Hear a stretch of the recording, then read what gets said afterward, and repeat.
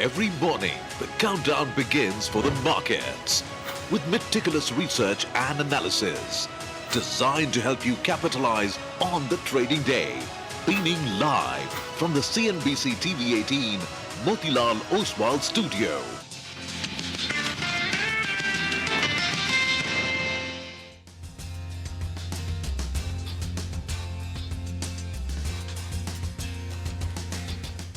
Good morning. You're with us here on a fresh new edition of Bazaar Morning Call. If you're surprised, well, don't be, because it's a really packed start to what is essentially a very, very eventful week, eventful day as well. But first up, I want to wish all of you, our viewers, a very happy Navratri season. So festivities, of Navratris to you, to your families, to your co-workers. Hope this sort of brings prosperity, because in terms of policy push, policy nudges, there is enough and more which point to that direction. As I said, it's jam-packed. Well, we are coming to you live from the CNBC-TV18 Motilal Oswal studios. I'm Prashant. With me, my colleagues Nigel and Reema. Guys, good morning. Morning. Hi, good morning. So festivities, the GST rate cut comes into effect. Modi has termed it Bachat Ka Utsav. Yeah. So there could be a boost to consumption, but on the other hand, the IT sector will be on the edge on the back of that 88 lakh H1B visa fee. Well, that's right. And we don't know what Mr. Trump is going to do next, but I think we could possibly be heading into the best consumption phase for Indian economy. Probably. GST 2.0, RBI rate cuts, income tax benefits will flow through. And as you said, Diwali just a month or so ago. So let's see how this goes. It's party all the way into the end of the year. Huh? Oh, wow. Okay, well, let's just kick it off with a bunch of things as we sort of look at, as we start this session, right? So Navratri kicks off. It's the auspicious 9-day period. Shraddh ended yesterday, and this is essentially a phase where spending picks up. People wait for the end of the Shraddh to actually purchase what they want. GST cuts also, of course, come into effect from today. Of course, many companies, especially in the auto space, have announced cuts. But in terms of actual deliveries, etc., people wait for the end of Shraddh. Actually, even for bookings, many would wait for the end of the Shraddh period to start, doing all of that in this auspicious period, Navratri period. So I very much on the festive demand. And I think, people will be closely watching, in that sense, almost like what's happening in all categories. Autos, of course, really top of the list, because that is the one space where this is likely to show up in a bigger way, both two-wheelers, four-wheelers, etc. as well. So gold, autos, discretionary spends, really what's happening. I think people will be watching this week on week for whether markets have run up. Many of these sectors have done well. Now, of course, you've got to have evidence that actually demand is picking up in all these areas. So Prime Minister Modi yesterday spoke at 5 p.m. Of course, there was that GST next-gen reforms and talk about the GST Bachat Utsav, as Reema said. But to me, I think the call for states to prioritize manufacturing and focusing on self-reliance, buy Swadeshi, that kind of stuff really resonated. Because, it kind of sort of ties in with what the government has been trying to do, starting with the PLI schemes, etc., a few years ago. And I think there is renewed focus now. Even that speech which I think Prime Minister Modi gave on Saturday, I think it was in Bihar, where he kind of sort of said that the biggest vulnerability for India is essentially depending on other countries. So, the focus thrust very much seems to be manufacturing and make in India, make what you can here and do not import. So, it's a broader kind of message, but I think an important one. Now, President Trump's H1B visa is finally managed to drag services into the trade war. So far, it was all about goods, but now services, there is a bit of a question mark as well. Near-term impact, and we'll talk more about this. Reema will put out some numbers as well. We're getting commentary from managements who are listed, companies which are listed. Near-term impact may be limited on IT revenue and margins as well. I don't think there is... that is a very large fear in that sense. And of course, in the medium term, longer term, what is the solution? Basically, don't do work on site and get those H1B sort of workers on site to do this work. Do it offshore. GCCs, global capability centers, etc., perhaps are another way to go. But, I think what this does, of course, is hurt multiples for IT services companies, because, as I said, so far it was only about goods. Now there is, of course, services into the mix as well. There is also talk of this Hire Act, basically restraining a tax on work which is offshore to outside US. That is basically in the Congress. It'll be debated, etc. We don't know if it will be passed, but I think that is a much bigger impact if it does get through, as some are saying it will, by the end of the year. Basically, caps upsides, increases uncertainty in that sense, at least in the next in the next quarter or 2 quarters or so. So that's the space, I think, which obviously does react in a negative sense. The other way, Commerce Minister Piyush Goyal is in the US for trade and BTA negotiations, bilateral trade negotiations. Focus in US this week, just to go back to the US market, Fed speakers, as I said, Fed cut last week, but I think the Trump appointee, Stephen Miran, is going to speak today on Monday, and markets will be waiting to see if he's going to be critical. He's going to demand 150 basis points worth of cuts this year. More, we'll see. But I think that will be the headline when we come back tomorrow morning. Fed rate cuts last week, even as hard data remains very strong in the US economy remains pretty strong. And of course, financial conditions remain very, very loose. Friday's change, not very much, except the fact that the dollar index in the last 3 sessions is up about 1% or so. Equities were higher, and of course the 10-year yield moved up another 2 basis points or so. Now, just to tie in the levels, the Nifty posted a negative close on Friday. Remember, it had done about a 1,000-point rally in the prior 14 sessions, but we are still trading above the 40-hourly exponential moving average, which becomes the immediate support. 25,244 is that level. It's about 100 points down from where we closed on the Nifty. Bank Nifty had a 12-day winning streak. It saw a negative close on Friday. Here, the support stand again at the 40-hourly exponential average, which is 55,261. So those are levels. GIFT Nifty gives you a quick sense of how we're likely to start. I think the last I saw, maybe about a 90-point cut. Yeah, about a 90-odd point cut. And I presume bulk of this, of course, will be from the IT services bank, which is still a large portion, a heavily weighted part of the market. Well, let's just get to that story, right? The US has raised the annual H-1B visa fee to $1 lakh US dollars per applicant. I mean, we're going to talk and get lots of opinion, but just the basics for those who've not been watching probably or who want to understand this better. Rima. Okay, so H-1B visa fee will now cost $100,000. But White House has clarified this will be a one-time petition fee, not an annual charge. If you have an H-1B visa, you are abroad right now, you can re-enter. You do not need to pay $100,000 to re-enter. And this is applicable only for new H-1B visas, not renewal.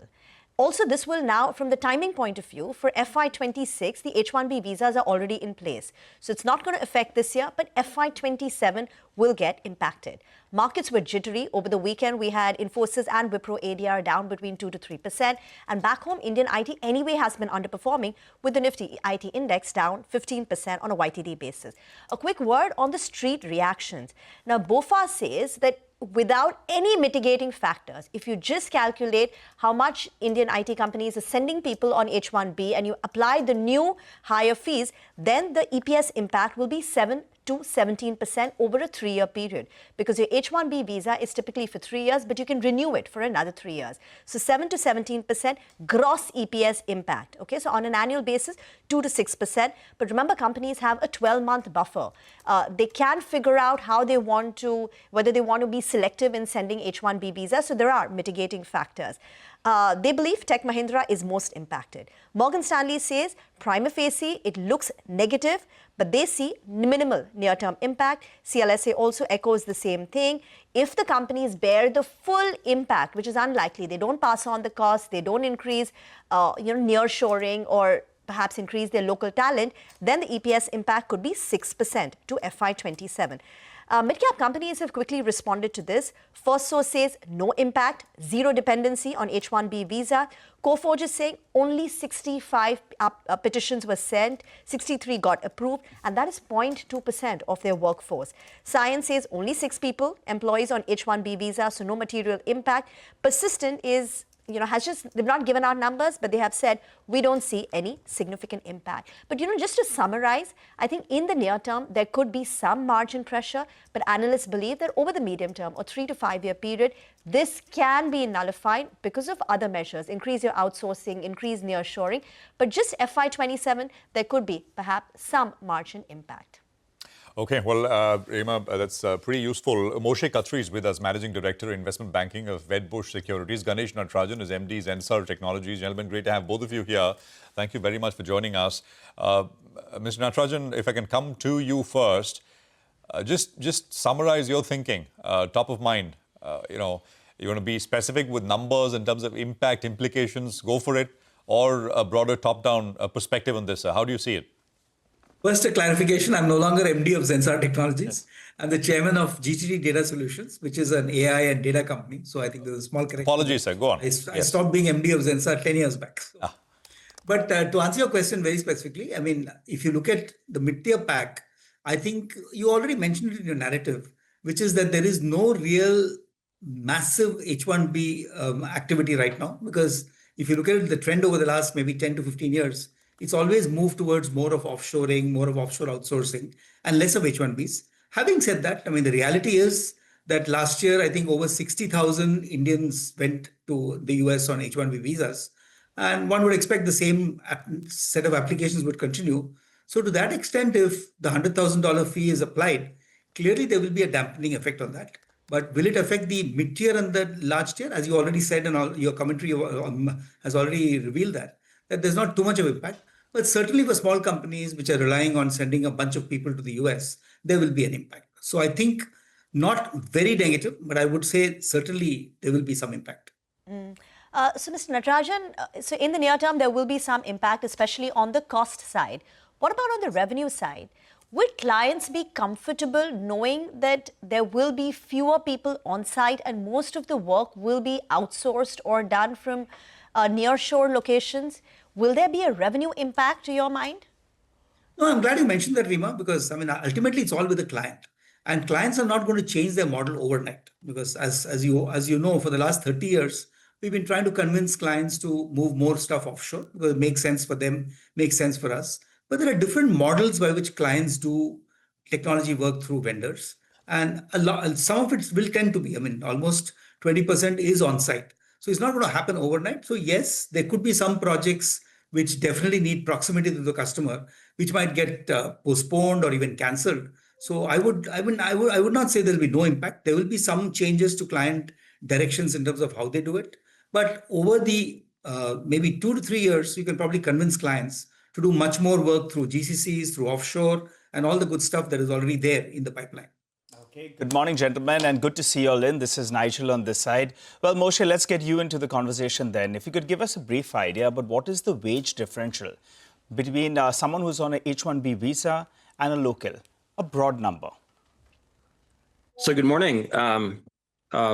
Good to be here. So a couple of things. First of all, on the differential, it's still about, the delta is still about 60 to 70%. But I just wanted to add, a couple of other data points from my colleague here that's on the panel. I think that, look, the way I see it in terms of the H-1B visa executive action, I think this is manageable for most vendors in the sector.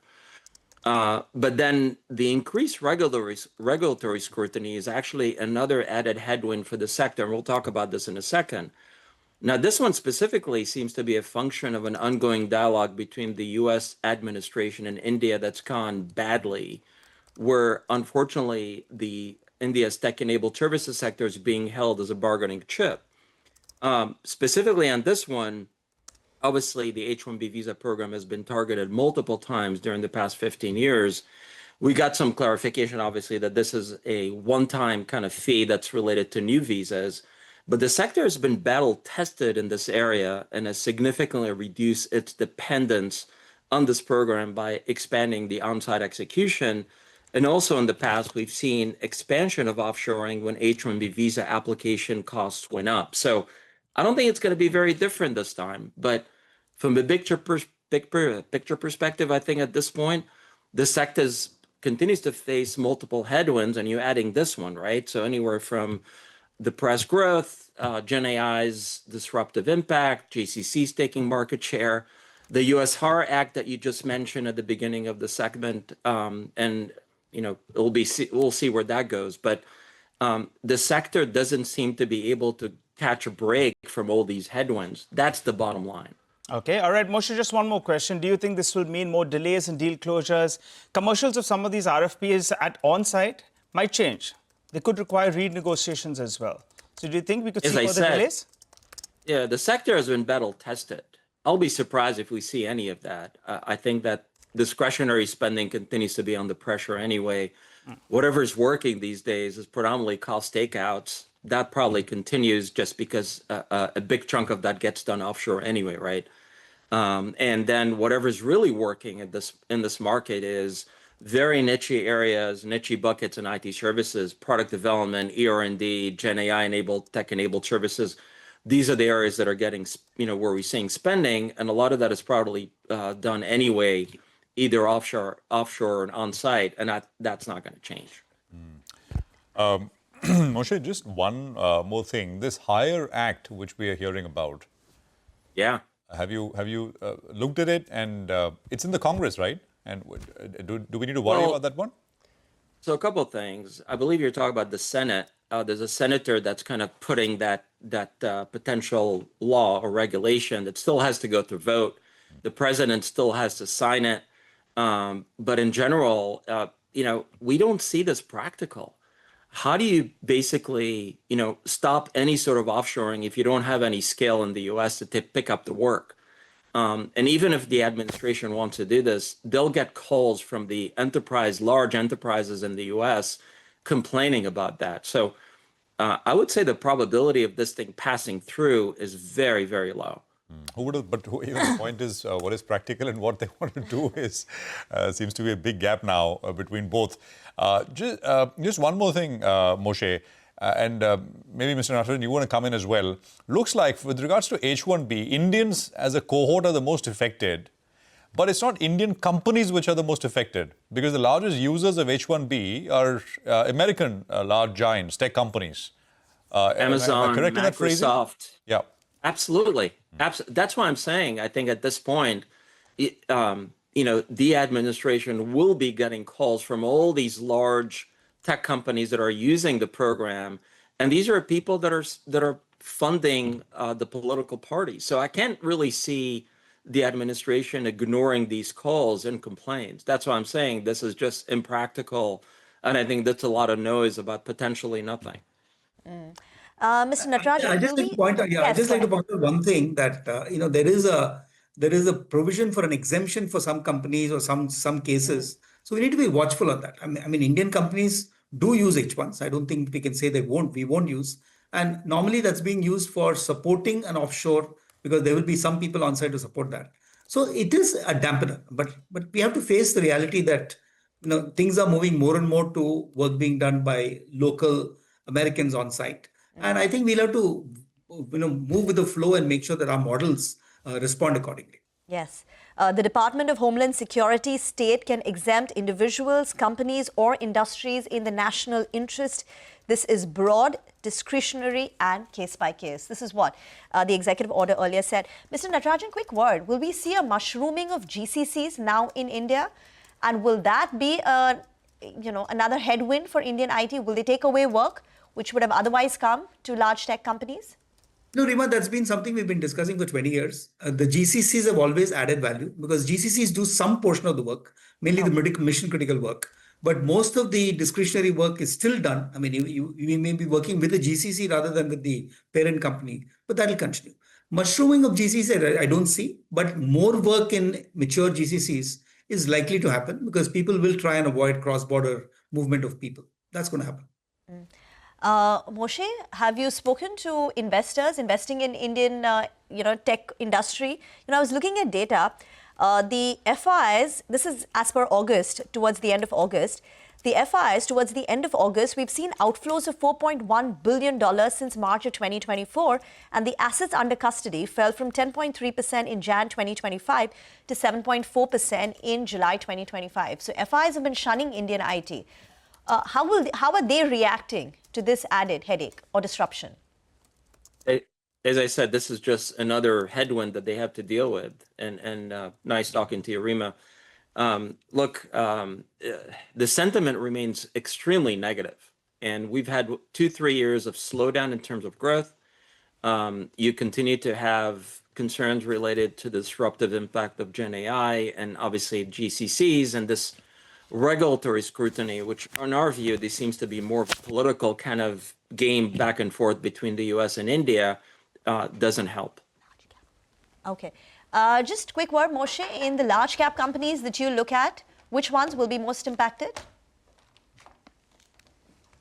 We don't believe that the large caps will be impacted. And again, as I said, H-1B visa applications have been down significantly in the past 2 years.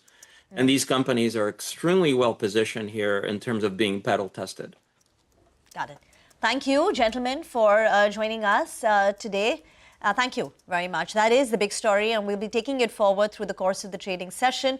Before now, let me tell you all the interactions that we've lined up for you on our show. So at 8:35, you've got CP Gurnani joining in again to discuss the impact of the new fee on H-1B visa program. So we'll take that forward. At 9 a.m., we have Manik Taneja of Axis Capital. Again, we'll get into individual stocks and the sector impact.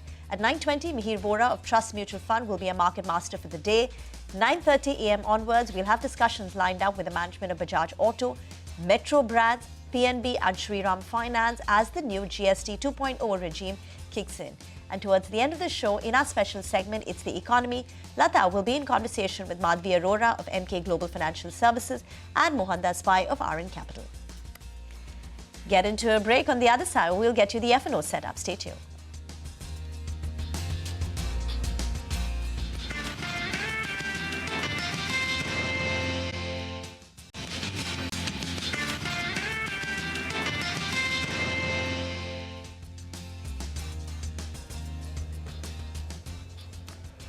Welcome back. You're with us here on Bazaar Morning Call, and we've sort of shifted base to an important conference which is kicking off today, which is the JP Morgan 10th Annual India Investor Conference. And I'm sitting down here on the sidelines of it with the man who heads equity research Asia Pacific for JP Morgan, James Sullivan. James, great to have you on the program. Thank you very much. Good morning. Thank you. I mean, the big question I think you will get here from investors, etc., is this huge underperformance India has seen over the last 1 year relative to other Asian markets, and of course, I mean, I think other large markets as well.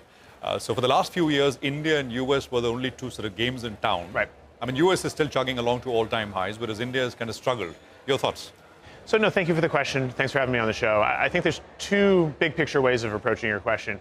One, from a market-specific perspective, as you very rightly say, we've seen significant underperformance here in India. You've seen $23 billion in foreign investor net selling over the course of the past 12 months, which has been a real driver of that underperformance.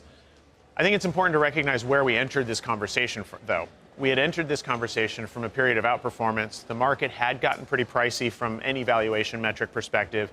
And the JP Morgan call was that you would see a slowdown in earnings revisions as we went through this adjustment phase, which is exactly what we've seen. So I think that scene setting is important because the underperformance is off the back of something. I think the other reality... It's correcting an earlier period of outperformance, in that sense. It's pausing from an earlier period of outperformance, I think is a fair way of saying it, because the medium-term outlook here in India, we still are very positive on. But we had seen pretty pricey valuations. Earnings expectations had gotten quite aggressive, and so you needed a period of pause, which we've now seen. And that actually sets the stage for another bout of outperformance from a JP Morgan perspective. The other reality is if you look at India within an Asian context, it's actually very rare for India and China to both outperform at the same time. And so you see this internal rotational trade within Asia quite often. So the fact that China has come off of its lows and has had such great performance on a year-to-date basis has taken a little bit of that incremental capital, particularly from a foreigner perspective, out of India. Now, both of those have occurred, which is great if you're looking forward for incremental performance from here. I mean, Korea is up 50% this year, right? I mean, it's been incredible. So what? I mean, we're at the turning point now, where this again flips that internal rotations back in favor of India?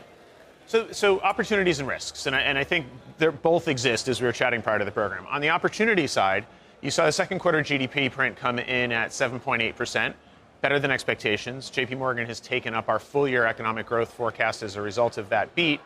Inflation is coming in at okay levels, but we'll talk about that again in a second. And earnings expectations have become more normalized. And so again, we're setting the stage for potential outperformance moving forward, particularly in certain sectors. The other question that we're doing a lot of work on right now is the opportunity for rural consumption outperformance. We've obviously seen a very strong monsoon, about 7% above historical averages. The potential for that to trickle down into rural spending is real. You then overlay that with the GST reforms that the government has pushed through. And again, that sets the stage for a slightly different conversation moving forward. The flip side of that, from my perspective, is really on the inflation side. if you do see India have to curtail purchases of, in particular, Russian oil, that will have an impact on inflation and potentially create some issues for the RBI. And so there is a balance. On net, we're positive because of the underperformance. We're positive on more normalized earnings expectations and more normalized valuation as a floor for market performance from here. But we'd like to be quite specific. And where you see idiosyncratic drivers like GST, like a stronger than expected monsoon, as a potential driver for rural consumption, which has not been the flavor of the year, then we think that there's some really interesting investment opportunities. It's a broad thrust area. It's consumption sectors, which perhaps... I think that's fair, and that's it's predicated on some of the uncertainties around global trade right now. Yeah. So India, from a manufacturing perspective, the story of India has been services for a very long period of time and really globally relevant in the services space. The manufacturing conversation has come up over the course of the past couple of years.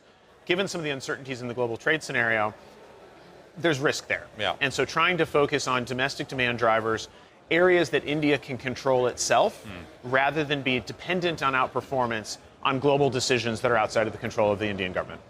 I mean, you brought services up, James, and I think services are now part of the trade war conversation. I mean, if I want to call it a war, whatever, dispute, negotiation, but this H-1B issue, I mean, how do you look at it? So look, it's critical in a number of different ways. And I think from a big picture perspective, the most important thing that we're trying to understand isn't necessarily the visa issue in isolation. What I'm trying to understand, what JP Morgan economists are trying to understand, the trade conversation has been purely focused on trade in goods. This is really the first salvo that has impacted the services space in a meaningful way. And so the fundamental question that we're trying to wrap our heads around, are we now segueing to a more broad trade conversation across both goods and services? Does this open up a new front is probably overly aggressive as terminology, but does this open up a new conversation in the trade discussions that we hadn't really seen at all previous to this? And that's really what we're trying to get our heads around. In terms of specific, I mean, I think your analyst Ankur Rudra has put out a note quantifying the implications, etc. Yes. I mean, any thoughts? Is it going to really... IT services has not been loved as a sector for a while now, and this is one more hit. So you've seen significant underperformance for a whole variety of reasons, inclusive of currency impact, inclusive of the potential risk of what we just saw occur. The question, as always, is now in implementation. When I speak to my government relations colleagues in the United States, when I speak with corporate folks that are exposed to both India and the United States, particularly over this past weekend, post-announcement on Friday, there's massive uncertainty in terms of how this plays out. You've seen a lot of corporates publicly announce that they want their staff to stay in the United States, reduce travel, et cetera. There's significant uncertainty whether this impacts student visas. There's a whole raft of degree structures in the United States, particularly STEM-focused, that result in automatic visas. That program is now up for question. The implementation will absolutely be critical. $100,000 is not a small amount on a per-employee basis, particularly if you look at the average IT services salary in the United States of about $174,000 to $200,000. So this is meaningful in terms of the increase in cost. And there is that Hire Act as well, right? Which is, I think, was proposed in the Senate. Which, I mean, do you think that is also something which caps upsides? I mean, increases uncertainty. We don't know if it'll pass or not. As someone in the morning, a guest told us, it's impractical. I mean, doesn't make sense. But your thoughts? I think we have yet to see the broader impact of a lot of these programs, particularly on structural inflation in the United States. We've obviously seen a lot of conversations regarding Fed rate policy over the course of the past couple of months. There are elements of the U.S. economy that are starting to change off the back of legislation and off the back of new policies pushed by the U.S. government. We have yet to see how that plays out, particularly on the inflation statistics. So a lot of things to watch from a market's perspective. In terms of the broader India-US sort of dispute, you think that'll resolve by the end of the year? I mean, resolve when I mean, there's 50%. I mean, think about it. 6 months back, India was supposed to be the first in line to get a deal, supposed to be, supposed to get a better deal as opposed to some of the competing exporting countries. It's exactly the opposite. So you think at least the 25%, I mean, it's 50 right now, at least the 25%, there's some resolution to that. So they're discussing the trade dispute right now, and representatives from both governments are sitting down. We'll have to see how those negotiations play out. I'm definitely not going to claim any knowledge in terms of the inner thinking. What are your colleagues in Washington, et cetera, telling you? At the moment, we see an administration that is very transactional in nature. Now, that does offer the opportunity for change. That does offer the opportunity for deals. And so we'll have to see how the negotiations play out. Okay. So they're not saying one way or the other in terms of how this sort of pans out. You think the services bit is a negotiation tactic, or you don't think it's a separate thing? It's an interesting negotiation tactic, particularly from a U.S. government perspective. As we all know, there's a trade deficit in the United States, however, significant services surplus. And so if you're going to start to wander into the surplus side of the ledger, that is potentially damaging to U.S. To overall trade interests. And so my personal view is I think the U.S. government will be very careful to broaden the front on the services side, because then that opens up an area where the U.S. has a structural competitive advantage, and other governments could start to push back in more materials ways than they have access to in the good side.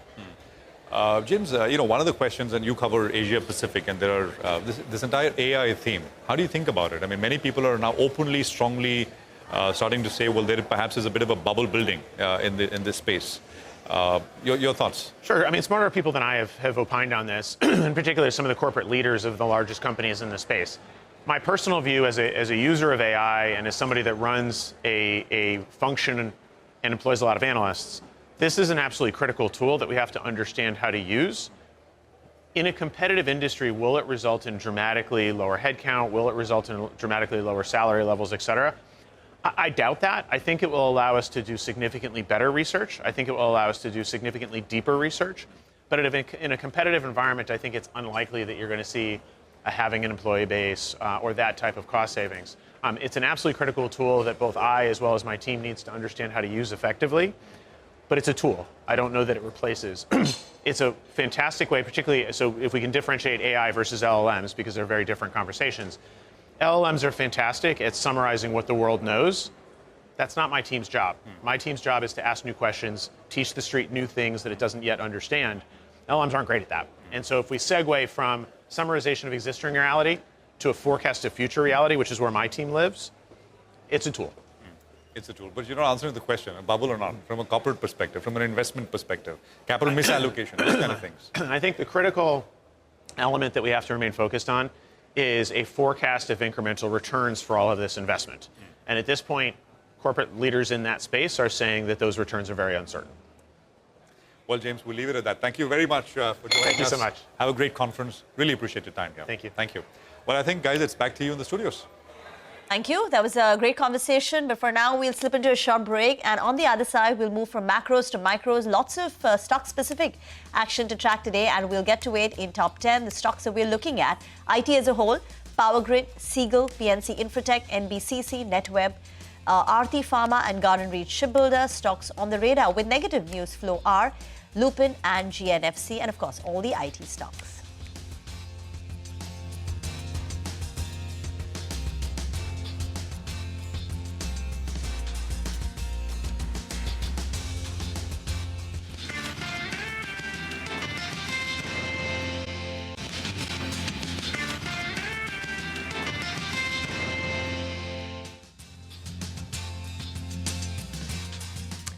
Welcome back. Let's continue to talk about the Indian IT sector that could feel the heat on the back of the executive order signed by Donald Trump 2 days back to increase the H-1B visa fee to $100,000. CP Gurnani, co-founder, vice chairman at ENEOS, is now with us on the phone line. Mr. Gurnani, morning. This is the most dramatic shakeup of H-1B visa that, the program that we've seen ever. Do you think the H-1B visa program as it stands today becomes unviable? And what, according to you, is the impact on the Indian IT industry? I think it is one of those geopolitical posturing. Number two, from my point of view, is very simple. We delivered from India projects seamlessly for 2 years without any travel at all. That means we can maintain systems, we can deliver systems without any H-1B or travel. And we approved it over 2 years. So the customers have the confidence that this is not a necessity. Number third is the relationship between the American companies and Indian companies have now matured, because this is not a new relationship. It's not a new project whatsoever. So I think you have noticed it. that Indian companies' dependence on H-1B has reduced by almost 60% over the last 5 years, and we can do with much, much lesser. And I don't think this will disrupt the Indian IT industry. As a matter of fact, I see it as a positive. Positive number one is we will do more offshoring, there will be more GCCs, and there will be more automation. Number two is that Indian IT industry will shift towards products and platforms to reduce the dependence on some of these programs like H-1B even more. So I see only the positives, and temporarily also this is not a setback. All right. Hi, Mr. Gurnani, and thanks a lot for joining in, sir. Do you think but higher offshoring, they could look at higher offshoring, but could it attract further scrutiny from the administration out there, and it could actually make things difficult? I mean, listen, if you want to hurt yourself, that means if an American administration wants to hurt themselves, let's face it, there is not enough skilled STEM workers in United States. And that is why it is not only the Indian IT companies. That is why a JP Morgan or insurance companies or the Amazons of this world apply for H-1B visas. So if you want to hurt yourself, or if you want to make your cost of production higher, if you want to make your cost of technology higher, I mean, honestly, yes. I mean, anybody can do whatever act they want to do. But in general, I think Indian IT industry has reached a level of sophistication, level of thought leadership, a level of maturity that a step back will not hurt anyone. I'm talking of all the companies which already have enough H1s in the circulation, and hence they can manage with their own H1s and hence be able to support the client without getting into any kind of a panic. Mr. Gurnani, well-articulated thoughts on this particular issue, and the companies do have 6 months to come out with mitigating factors. But as Mr. Gurnani pointed out, and he's been a veteran of the Indian IT industry for now more than 2 decades, he points out that it's not going to be very disruptive. Thank you very much, sir, for joining in. And someone called it a self-goal because of the kind of dependence that big tech, consulting firms like Accenture, Deloitte, E&Y have on H-1B visas. So 70% of the H-1B visas go to Indians. Yes. But a majority of that is actually by big tech firms like Amazon, Meta, Microsoft, and consulting firms. So someone called it a self-goal. Just echoing the point. Yeah, just echoing Absolutely. the point. And I like the point that Mr. Gurnani made as well, right? It could actually make Indian companies more competitive. And in fact, offshoring could get a bit of a booster shot as well. So interesting times. Well, let's move on then. Let's get our research team, all of them, coming up on the screen for you, because you're going straight to our CNBC-TV18 list of top stocks that we're looking at. And Rima, you start off the proceedings. So far all the people we've spoken to said that yes, it's going to maybe hurt in the near term, but in the long term, I think the impact is going to be manageable. So it'll be interesting to see the kind of reaction. But just in the near term, I think there is some fear. Look at the way Infosys, Wipro, ADR performed. They were down between 2 to 3%. BofA says that, if there are no mitigating factors, if the companies do not take steps as is, there could be an impact of 2 to 6% on an annual basis. But the companies can take steps to offset that. So over a 3-year period, they don't see any impact. But Tech Mahindra is a stock that they believe could be impacted. CLSA also says that it will have a limited impact. If the entire burden on fresh applications, the companies do not reduce the number of people they sent on H-1 visas, if you assume ceteris paribus, the impact will be about 6%, but the actual impact should be a lot lower. In their coverage, LTI, Mindtree, and Persistent Systems will see the highest impact. For TCS, it could be lower. But just let's put out the numbers that mid-cap IT companies have said. First Source, no impact. Coforge, only 63 H-1B applicants were approved last year. Cyient, 6. Emphasis 130, and Persistent hasn't given a number, but they've said the impact is going to be it's not going to be material. So near term, yes, this is a bit of a disruption, but it seems to be that it's manageable and it's not an existential crisis for Indian IT. Got it. Thanks a lot for that, Rima. Well, let's hop across to Vivek. He's here to tell us about a few more stocks that he's tracking. Good morning, Vivek. Well, good morning. A few power as well as infra companies in focus. Routine order wins across most of these names. So Power Grid has won and has emerged as a successful bidder under the tariff-based competitive bidding. Now, this is for setting up an ISTS project, and this is in the state of Madhya Pradesh. This particular project will be done via the build, own, operate, transfer mechanism. Seagull is the other stock on focus. The company has emerged as the lowest bidder. Now, this is for setting up a BESS or a battery energy storage project in the state of Madhya Pradesh. This is for a solar PV project. The construction period is for 24 months. The total PPA will be signed for 25 years. The tariff is at 2.7 rupees per kilowatt hour, and the total approximate project value is at close to 1,700 crores. So positive development as far as Seagull is concerned. PNC Insa will also be in focus. This on the back of the fact that the company has received the letter of acceptance. Now, this is from the Bihar State Road Development Corporation.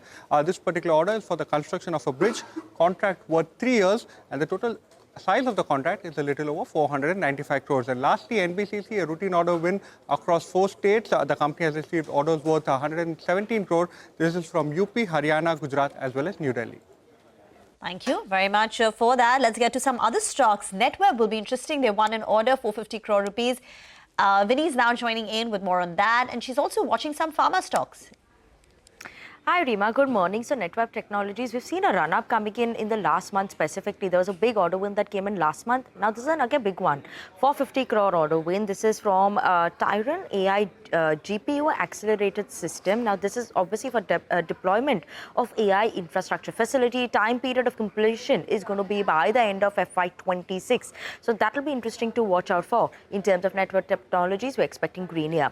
Lupin, that's the one that we are expecting a bit of a subdued performance today. Red is what we could see. US FDA inspection has been completed at its Pune biotech facility. 4 observations is what they've received over there, and the company said obviously they will be working with the US FDA and will give their responses. But as of now, we could see red here. Lastly, Aarti Pharma Labs, that's the one we'll focus on.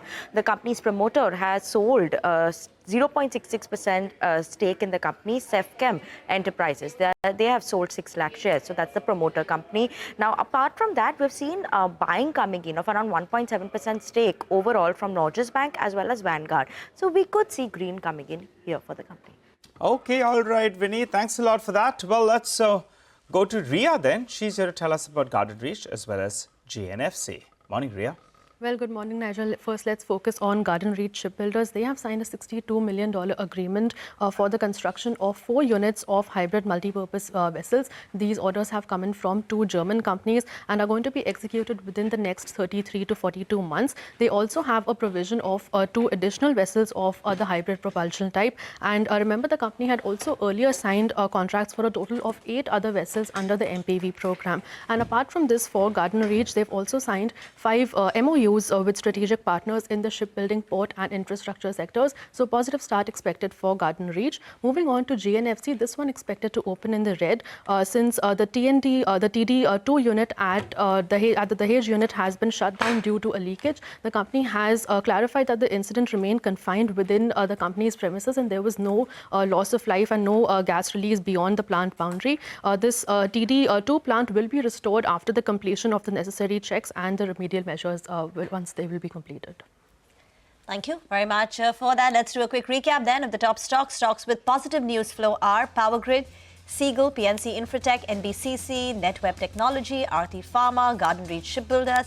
Stock with negative news flow are broadly watch for all the IT stocks, Lupin and GNFC. Moving on now, let's get a handle on what's happening in the world of commodities and currencies. Manisha is now joining in for a complete roundup. Manisha. Thank you so much for that. Well, I'll start with the crude oil prices, where we have started the day with a gain here. Geopolitical tensions in Europe and Middle East really seem to be supporting. The Russian airstrikes at the West Ukraine are threatening the Polish border, and that is where the premium really seems to be building in. But apart from that, you also have a 19th package of sanctions from European Union coming in on Russia. There also is a tropical storm by the name of Gabriel brewing up in the Atlantic Ocean. So there are various things right now which seem to be supporting the crude oil prices. Having said that, the precious metals also have surged back yet again. Friday was a day of profit taking, but today morning you're looking at the gold prices just about $10 away from making yet another all-time highs. Silver is at a new 14-year highs with $43 an ounce onto that one. What the markets will watch out for in this week is going to be about the U.S. inflation data, and 9 Fed official speeches are slated for this week. That is where you'll get your cues from. Okay, all right, Manisha, thanks a lot for that. Well, time to slip into a short break. On the other side, Dharmesh Kant of Chola Securities will be joining in to help us out with some fundamental stock talk. Stay with us.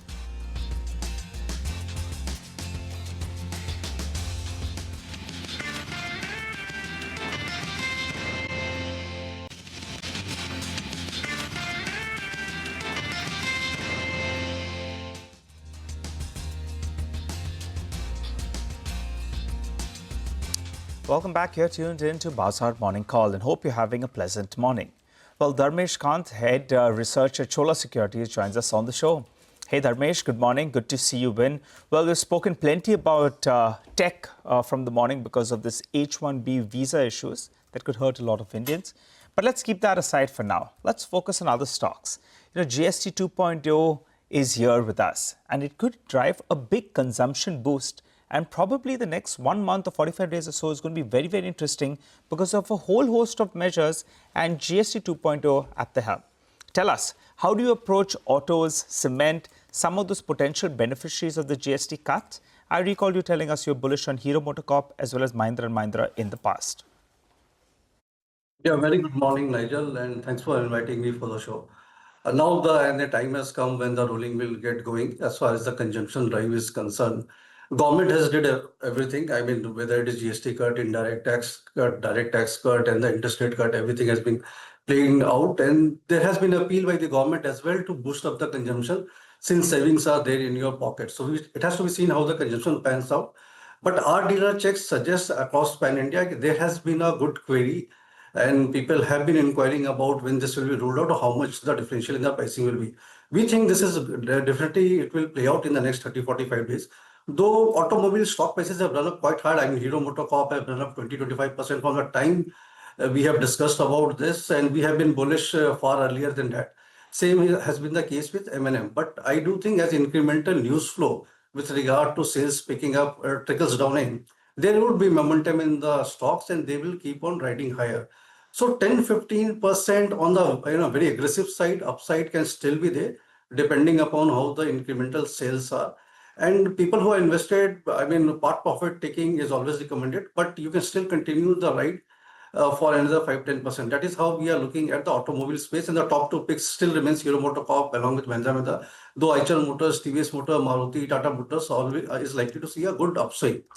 At the same time, cement side, as you have rightly pointed out, but I think there would be some tepid kind of a action on the cement space, primarily because if you look at the cement prices net of discount, nothing has materially changed on that price. So the off-take price, the landed price for trade and non-trade sales still remains the same. Volume is what people are looking forward to, but that has to be seen. Again, 5-7% kind of an upside can still be there. And again, the top 2 picks, they are Ultratech and Ambuja Cement. We are looking at large cap cement companies having a pan-India presence and not going by the mid and small cap. However, I mean, consolidation can still be there in the play. So that is how we are looking at consumption space. Not particularly bullish on the FMCG basket per se. I mean, how much you can consume. You cannot consume 2 toothpaste at the same time. So that is how we are looking at that space. So Dharmesh, give us 2-3 stocks where you see a lot of upside. As you said, in the case of in the case of auto names, they've already done so well, and the upside could be what, 5-10%, and periodically you are recommending profit booking. So just 2-3 recommendations from you where there is still a lot of value left in the stock and there could be meaningful upsides. I think, Rima, I mean, one has to look at financials. But that is one space where rally has not picked up. And if we are buying the thesis that all this macroeconomic play, leads to consumption, longevity, and the drifting of the consumption into the month of November, December, then I think, 2-3 large cap stocks would be, one is from the private sector banking space. ICICI Bank and Axis Bank is looking solid to us. Similarly, from the public sector banking space, Bank of India. So these are from the banking space. NBFC, as Nigel pointed out, cement can pick up. So we are playing the real estate scheme through, NBFC space or housing finance companies. There, I think PNB Housing Finance has taken a strong beating, and that was nothing fundamental to do with it. So business is continuing as usual. So that can be in the recurring along with LIC Housing Finance, Aadhaar Housing Finance, other three basket. So I mean, the idea is go by a basket approach rather than a single stocks approach, and there a mix of private banks along with housing finance companies augurs well. As far as consumption pure play on the NBFC like Bajaj Finance and all is there, I think there won't be much traction out there. Much has been priced in. So there may be 2-3% kind of an upside, but then it's trickle down. But our long-term medium play definitely sits in the housing finance companies.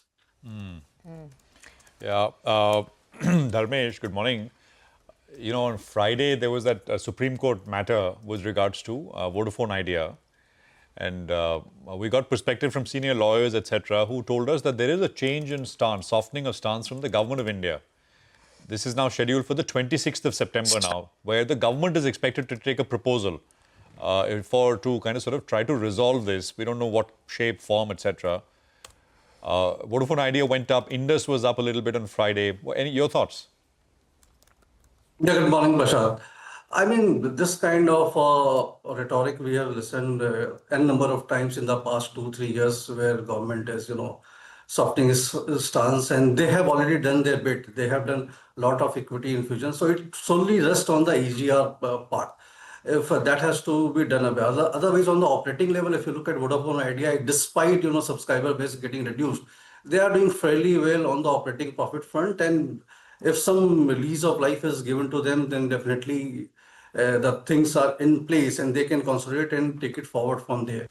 But unless this comes through, the bleeding is excessive. Look at the kind of a debt which is setting out there. So just servicing of the interest component is unbearable. And at this point in time, if the bleeding continues for next 6 to 9 months, then I think nothing will be left to be undone. So we are hoping that things turn around. But unless something comes through, it's difficult to take a long-term investment bet. Trading bets based on news flows can always be there. Dharmesh, what about NetWeb? It's one of those few IT-related stocks which are close to its 52-week highs, I think 1% away. And its low in April was 1250, and now the stock is at 3200. That's a 160% jump. That's the kind of buying interest at lower levels. Now, I know the stock is expensive, but I was just looking at the growth numbers. In FY25, top line growth 59%, FY24 63%, FY23 80%, the year prior 73%. So even though it's expensive, it's delivering on growth. How do you feel about this particular stock? Yeah, sure, Neva. I mean, this is a unique proposition in the hardware side of the entire data center and the cloud built up out there. And they have done exceptionally well as far as, building up of the hardware side of the technology is concerned. So this is another classic example of services through hardware rather than software platform. So the company has done well and is likely to do well. Still, it's a far cry from a $1 billion mark of revenue. And I do think the way it is going and the way the evolution is happening across the space, and a lot of data centers would be required in India to match up to the global standards and the domestic data use itself. So, I mean, 2-3% is what is there as of now compared to the data generation and storage of around 20%. So, a lot of gap there. So, people are buying that idea. I mean, if you are not looking at valuation per se on the multiple side at 100 PE multiple or say 110 PE multiple 1 year, 2 year forward, and just looking at the growth trajectory and the potential which is there in the system, and they have early mover advantage as well. The proof of the pudding has already been established about the capabilities. So stay invested. I mean, and just be there for 3-5 years. I think there are further upsides left to this company. We had on Friday on Editors Roundtable. Hiren Ved. We discussed NetWeb quite extensively, right? So yeah, expensive, but it's looks like very good growth. Fantastic growth coming through there. I think we have to take a break, so let's do that. Dharmesh, of course, is still with us. We'll come back in just a bit from now, get you some technical trading ideas as well. Coming up on the other side, Sudarshan and Mitesh.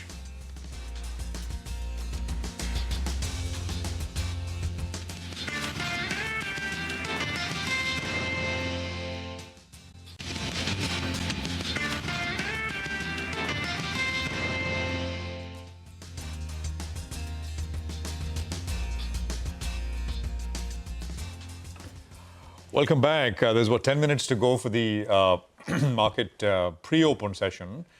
And let's get to the brokerage calls of the day in terms of what the street is watching out for. Sur is here with that list. So good morning. Morning, Prashant. So first one on the list is Vodafone Idea. On Friday, we saw that Supreme Court has agreed to hear Vodafone Idea's plea related to AGR dues, and even government's reply was looked like it's looking to resolve this issue, and it has said that it's not opposing Vodafone Idea's plea. And today, Citi has come out with a note. It is a buy call, but mentions that it's a high risk and target price has given is of rupees 10 per share. On Friday, also the stock had moved as high as 10%. Another stock might be in focus is Knowledge Realty Trust. Two brokerages have initiated coverage on the stock. First one is Morgan Stanley. It has initiated coverage with overweight call and target has given is of rupees 122 per share. It says company offers a defensive profile on steadily rising cash flows, and there is a potential on acquisition front as well. And it's a strong GCC-led office. There also demand is expected to improve further going ahead. Second, even BofA Securities has initiated coverage with a buy call and target is of rupees 110 per share. Some of the key features that it has mentioned: first one is most geographically diverse company. Second, it has a high exposure to GCC and has a low exposure to IT services. It has a healthy balance sheet with 20% leverage, and also it's sponsored by Blackstone and Satwa. And recently, SEBI has also mentioned that it will grant equity status to REITs, and which is likely to widen the investor base. That also might be positive for Knowledge Realty Trust. Thank you very much for that. When we had chatted with the management of Knowledge Realty Trust during the IPO, they said that we hope to return mid-teens growth to our revenues. So mid-teens. And he said this will come by a combination of 7 to 8% dividend yield, and plus the balance will be on account of an increase in their operating cash flows, because many of their office spaces are coming up for rent renewal. And they're coming up in marquee areas like BKC. So the expected rent increase is going to drive a jump in their operating inflows. And as Sudarshan pointed out, there is that headroom post the IPO for acquisition. So mid-teens revenue growth is what the company was targeting to return to the investors over the just near term, 2 to 3 years next.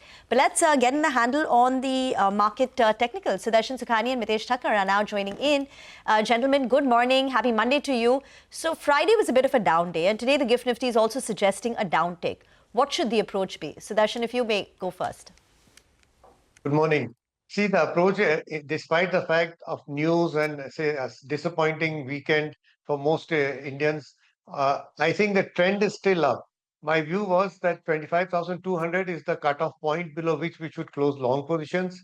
That number remains. So far as the Nifty maintains its level, head above this level, I would be a buyer on dips. And actually today's early morning gap down, if it happens, hopefully, is a buying opportunity because we already know where our stops are. So I would be a buyer on a dip. Okay, will be a buyer on dip. Got that, Sudarshan. Good morning, gentlemen, and good to see you all in on this Monday morning. Mitesh, what's your view? The Gift Nifty is suggesting we pull back a little bit. We had some red on the screen on Friday. So put that together, you're getting 150, 180 point downtick. How do you approach it? Good morning, Nigel. So I think, we did have a negative day on Friday, and the closing was around 25,330. And a 70-80 point kind of gap down would imply that we might open around 25,250. Now, that is where the gap area is. That's where the first support for me kind of comes in. If we open around 25,250, 270 zones, and if there's lack of follow through, my idea would be to buy the dip immediately. As Sudarshan also mentioned, the trend is on the upside. You will have these kind of pullbacks and profit booking kind of, marginal declines. But around 25,250, if there's stability, I would immediately want to buy into it. In case we see the markets continue with the supply, then I think the next support level, which is around 25,150 kicks in, and that's where, I don't think that Nifty is going to break below that level in the short term, and therefore that will be even better buying opportunity. But the initial idea is that we might not see 25,250 itself break, it might sustain, and therefore the morning dip would be a welcome buying opportunity. Gentlemen, Mitesh, morning to you. Sudarshan, morning to you. In terms of individual trades, Mitesh, what would you go with? I have a mix of buy and sell, Prashant. On the stock side, there are some stocks, which are showing signs of correction. So I have some sell calls as well. But the broader idea is to be more on the long side. I have a buy on Bharti Airtel, a good swing breakout over here. The price are making a fresh swing high. above the earlier highs of 1940.50. So keep a stop below 1940. Look for a first target of around 2000. Also a buy on Hoodco, which had a very strong price volume breakout on Friday. So on a mild decline, say if you get it a point and a half lower, around 228 to 27, buy with a stop at 223 for a first target of around 238 to about 240. The FMCG names surprisingly look, they might have some more corrections. So I have a negative call on HUL, which I would recommend selling with a stop at 25.90 for targets of around 2500. And Page Industries, the structure is negative. The stock is trading at a support of 43,500, just about 70 points higher. So if it breaks 43,500, take a shot with a stop at 44,100 and look for a target of around 42,300. Got that. Buy Bharti, Hoodco, sell Page and HUL. Sudarshan, you were telling us buy the dips today. If IT opens gap down, and it's likely to do so, what would the trade be on the Nifty IT index or any individual tech stocks? And then tell us your stock recommendations for the day. It's a very good question, and I'll answer that with one of my stock recommendations. My big, bold recommendation is to buy TCS. I'm giving an initial stop of 3,000, although that would depend on how the market opens. And when you want to buy IT stocks or even the Nifty, there's no need to jump into the IT stocks. Once they stabilize, they are a buying opportunity. TCS is a buy simply because it has been moving sideways, building a base for 1.5 months.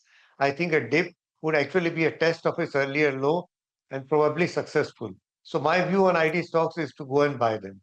For the other three stocks that I have, all of them are buying ideas. And a dip is usually, we always say buy the dip. When the dip comes, we all get that fright. Who knows what will happen? So JSL is a buy with a stop under 772. Minda is a buy with a stop under 1300. And Torrent Pharma is a buy with a stop under 3560. Okay, all right. Thanks a lot for that, gentlemen. We'll come back to you all for your 9:10 call. For the time being, we'll take that short break, come back, we'll get the pre-open rates. We'll also have Manik Taneja of Axis Capital who will be joining in to discuss the key trends in the IT sector and also give us his sense on the impact of the new H-1B visa fee.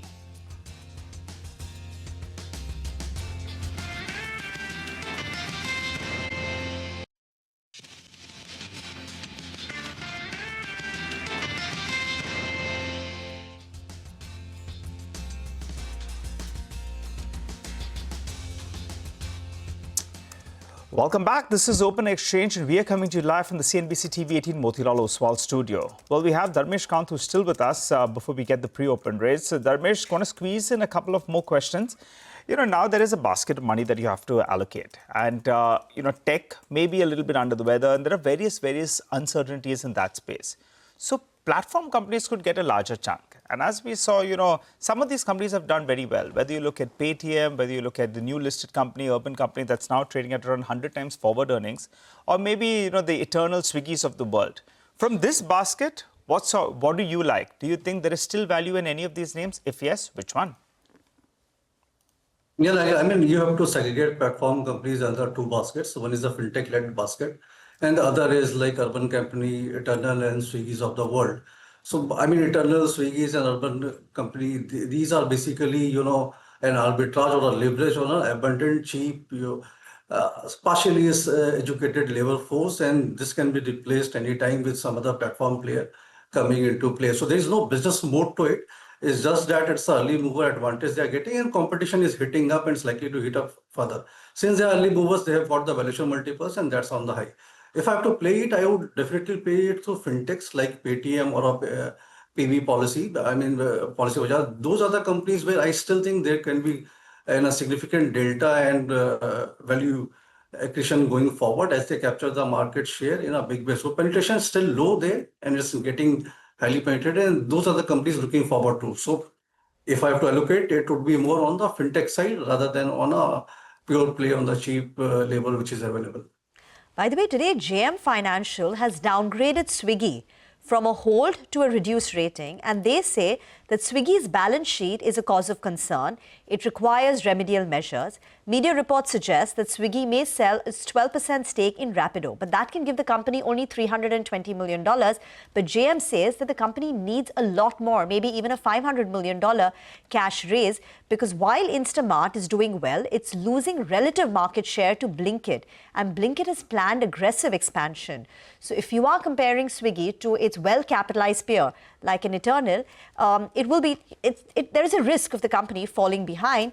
So according to JM Financial, that until the balance sheet issues are resolved, meaningful shareholders are unlikely, which is why they have a reduced rating, though, and the target price is at 440. Currently, Swiggy is close to about 460. So limited downside, but upside clearly, according to JM Financial, looks capped.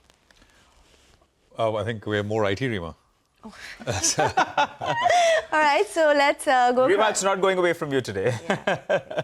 Well, it's been there for a weekend. But Dharmesh, stay on. We've got Manik Taneja, Executive Director, IT Services and Internet at Axis Capital, now joining in. Manik, good morning. You know, we've been discussing the big picture so far and the impact on the industry. But stock specific, if you could drill it down, who gets impacted the most and who can escape this? Sure. Thank you for having me, Rima.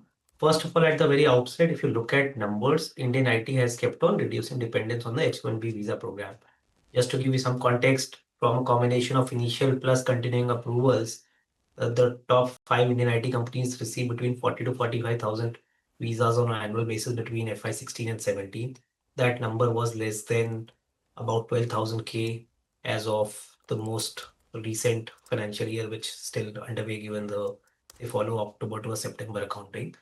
And even from a percentage of the total H-1B visa approvals, that ratio for the top 5 companies has fallen from almost close to 11-12% to about less than 5% now.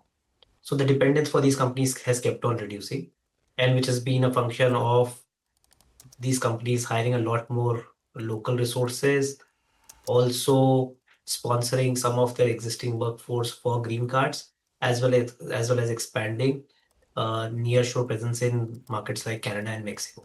So I would say this is fairly a manageable risk, and with the clarity that came up over the weekend, I think becomes all the more manageable.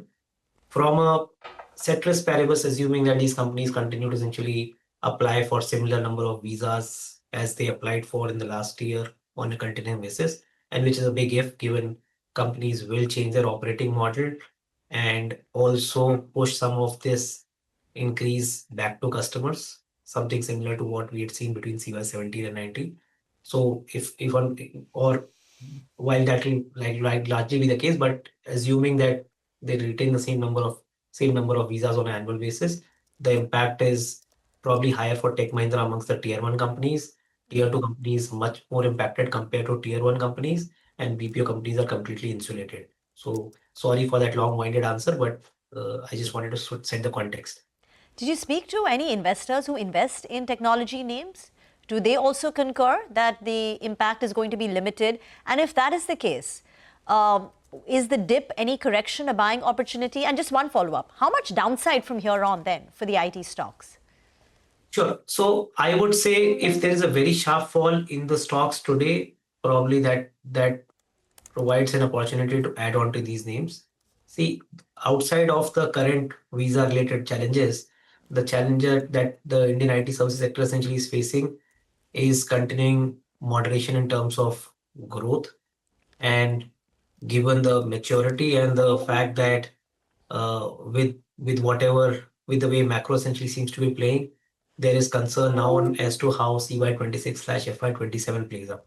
So that's where we've had a very selective approach within the sector. So our preferred names are Infosys and Wipro amongst the tier 1 companies, the likes of Emphasis and Hexaware amongst the tier 2 names, and then in the BPO space, Firstsource and Sagility are our top picks.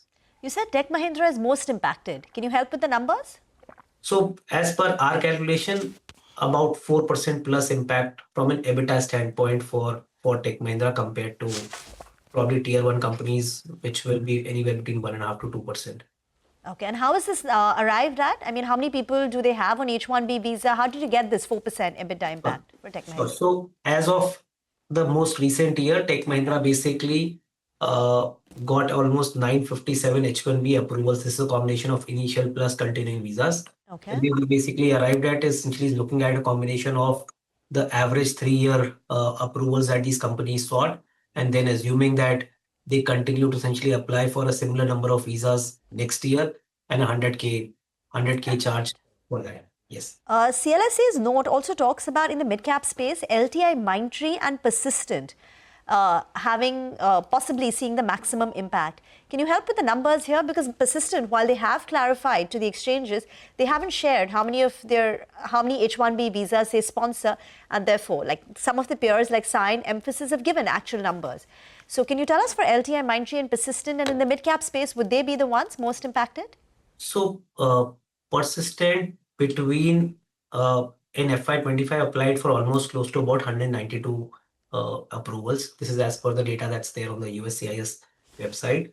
And LTI, Mindtree, I don't have the data offhand, but if you were to essentially extrapolate that for Persistent, the impact is close to about 7-8% on FY25 EBITDA if they retain that absolute number in terms of new applications next year. As I said, these are all significant ifs because companies will change their operating model, will probably apply for lesser number of visas. So assuming that essentially it's a 7 to 8% impact. Okay, that's the gross impact pre-mitigation. These are the numbers that Manik has kindly shared for us. But of course, the companies have 6 months. This will be effective only next year for FY27 visas. So that's the timing angle. And the companies will look at increasing nearshoring, local talent, perhaps reduce the number of people they said, just send critical selective H1B visas. So the actual impact could be a lot lower. Absolutely. Of course, there is, the problem is there more coming apart from this, right? Because, that higher act, which many are saying perhaps is a low chance of passing, but there is another sort of, I think, proposal, increase the H1B sort of wages themselves. So is that going to basically adds to uncertainty, although earnings impact, as we've been pointing out, remains kind of mixed. All these IT stocks at the end of the pre-open session up at the bottom of the screen, they're down not very much. I mean, 1.5%, 2.5%, 3%. So in that range, Infy is down about 4% or so. And as I was pointing out earlier, this, of course, is the reason why I think the market is under a little bit of pressure as well. Sudarshan and Mitesh are back with us with their 9-10 call. Sudarshan, what do you have? It's, Minda. Minda is a buy with a stop under 1300. Okay, Mitesh, what about you? Yeah, I'll go with the buy on Bharti Airtel for partnership 2000.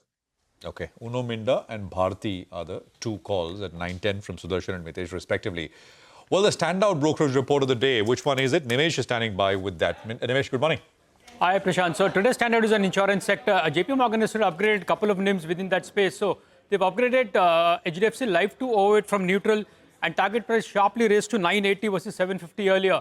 And they've double upgraded GIC RE to an overweight from underweight, and there the target price is increased further sharply to 480 versus 197 earlier. So big upgrades on these two names from JP Morgan. LIC remains the top pick with an overweight rating, and a target price there is 1152. Now JP Morgan expects the sector's compounding, the performance to the continue, and the balance sheet will strengthen further from here on. So that's the big call that they have. And on back of that, they expect the momentum to earnings momentum to continue as well. The very near-term trigger for the stock would be the GST-related new,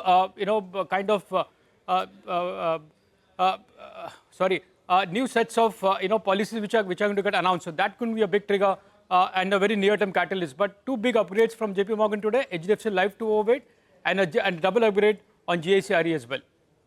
Okay, all right. Thanks a lot for that, Nimesh. Well, let's hop across to Gaurav. He's here to tell us about Paytm. Morning, Gaurav. Well, good morning. It seems like Jefferies is being a little bullish on Paytm because they have increased the target price to 1420. They recently met the management, and now what the management is saying is that payment platform has come a long way and it is also delivering profits now. They believe that the profit is going to increase. They have also indicated it earlier during the con call. Other than that, management is also saying that the merchant franchise is very strong with around 45 million users so far, and it is the lending business is also going to increase and they are going to perform well. What they're saying is that there are new opportunities in the postpaid on UPI segment and wealth segment. Remember, recently they launched this postpaid on UPI service in collaboration with Suryodaya Small Finance Bank. So definitely they are also advancing in this field. And because of all these reasons, now Jefferies, they have raised their EBITDA target almost by 9 to 14%, which will be led by lower OPEX as per Jefferies. Definitely, when we talk about the stock performance in the last 6 months, we have seen stock delivering more than 50% returns from around 800 odd rupees to more than 1200 rupees. But recently, in the last trading session, we saw the stock decline almost by 4.5%. So given the target price of 1420, it leaves further upside of 20%. So definitely, it makes a case to watch how Paytm performs in coming days from here on. Okay. Thanks very much, Gaurav, for that. Stock is up at about 1180 or so at this point in time. 90 points lower on the Nifty, about 475 lower on the sensex. But let's just take a quick look at where else where else stocks are moving. Of course, IT, we've been highlighting, they're all up on your screen, between 2 and 4% lower in Tech Mahindra, TCS. Other stocks with news flow, Power Grid, Seagull, PNC, Infratech are all up on your screen. PNC is up about 3.5%. There's NBCC, which is in focus. NetWeb, of course, has been a rocket. Stocks up 2, and Aarti Pharma is another one, which is flat. Garden Reach Shipbuilders, Lupin, GNFC are some of the others, which we highlighted as a part of as stocks with news, order wins, etc. So there you go. About a minute to go, less than a minute to go as far as market open is concerned. So we'll look at where things open up at, and then, of course, we will dive into individual stocks, etc. So it's a 70, 80, 90 point lower start. It's been that way from the morning, and we'll pick it up after that. So 25,240, it was a nice trending market higher. Friday, of course, we took a bit of a pause. Let's see if there is more here. 25,250 on the Nifty is where the Nifty is opening at. The Nifty Bank is not yet, I don't think we have the first rates here. Okay, I think we have 55,470. It's actually slightly in the green, if anything. Mid-cap index is down about 0.2. You've got the small cap index, which will come up on your screen as well. I'll give you a sense of where we're starting. 30 points, 35 points lower on the small cap. So I think the bulk of the impact coming via the IT services companies, and that's why the Nifty is down about 80 odd points. Other indices are doing better, if anything. The insurers are higher. Nimesh put out that call from JP Morgan. HDFC Life is coming up at one end. On the other hand, of course, you've got IT services, and the Nifty heat map is kind of evenly split between how many stocks are higher and how many stocks are lower. Rima. Well, it's IT all the way down. The losses, though, are limited to about 2 to 4-5% because, as analysts pointed out, the overall EPS impact is also going to be not more than 3-4%. And plus, companies have mitigating offsetting factors. But the top loser right now is Tech Mahindra. Analysts have been pointing out that Tech Mahindra is the most impacted in the large cap universe, tech universe. And that stock is down close to about 5%. And in the mid cap end of trade, it's, I think, persistent, where you are seeing considerable weakness. But the top 5 Nifty losers are all IT names. It's Tech Mahindra extending the losses now to 6%. TCS, Infosys, Wipro, HCL Tech also seeing cuts of close to about 3%. So that's taken a big knock today on expected lines. Autos too, a bit on the back foot. Seems like the GST bonanza, GST reforms 2.0 has already played out. Stocks have done very well.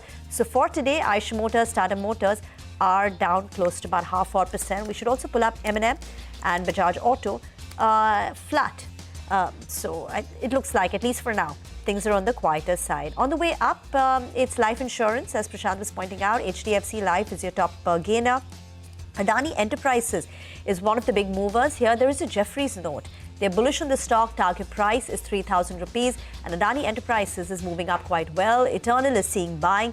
This month, it's seen a rally of nearly about 8%.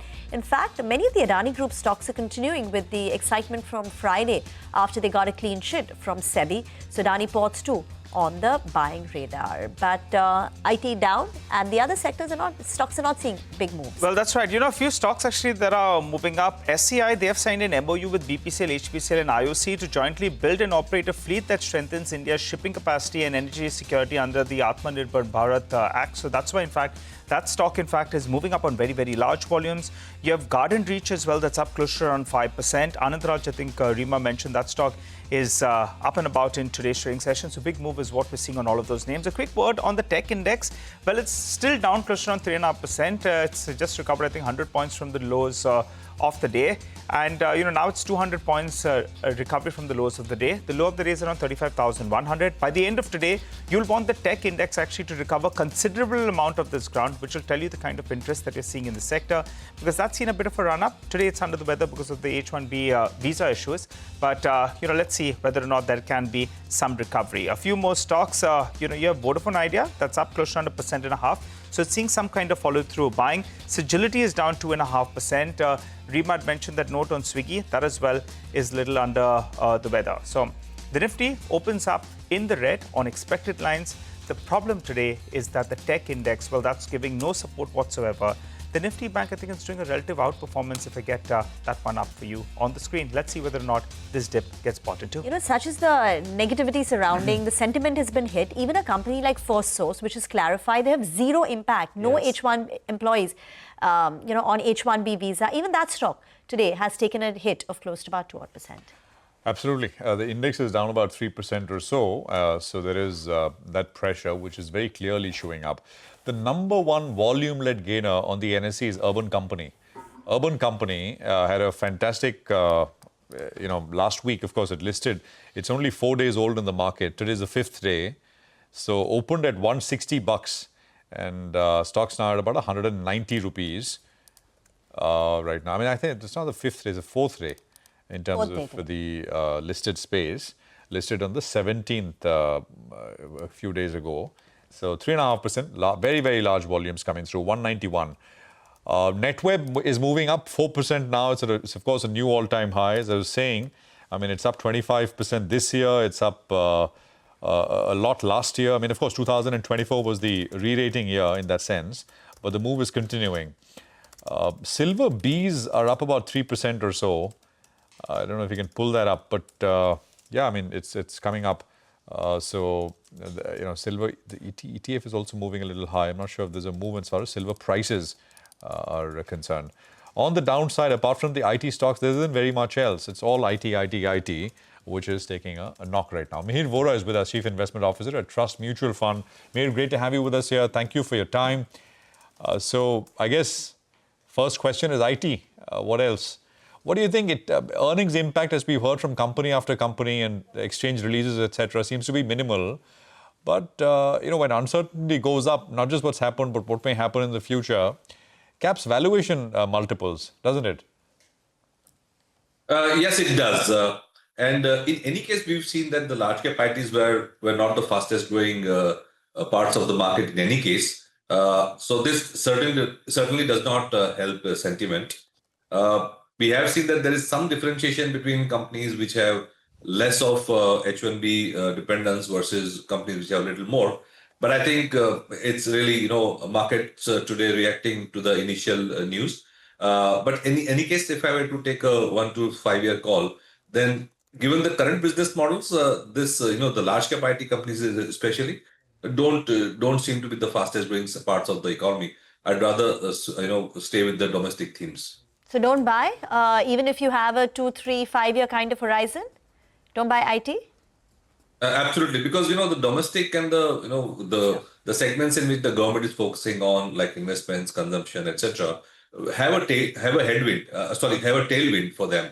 Whereas in IT, you're only going to see incremental headwind. So while the US has clarified that the H1B program and the fees will not be on a retrospective basis, it does not apply to the existing stock of holders. But incrementally, obviously, it's going to be more expensive, and at $100,000, I think the H1B program pretty much becomes very, very selective and unviable for the normal kind of IT services that we were used to. Specialist roles, etc., will continue to happen, but that'll be a very minuscule portion. So obviously, the IT sector will face headwinds in its current business models unless they do things differently. Well, indeed. Hi, Mir. Good morning and good to see you, Ben. Yeah, tech seems to be going through its own share of problems. For the time being, though, there is some kind of recovery that we're seeing from the low point of the day. So we'll see how that one goes. Let's focus on the domestic themes then.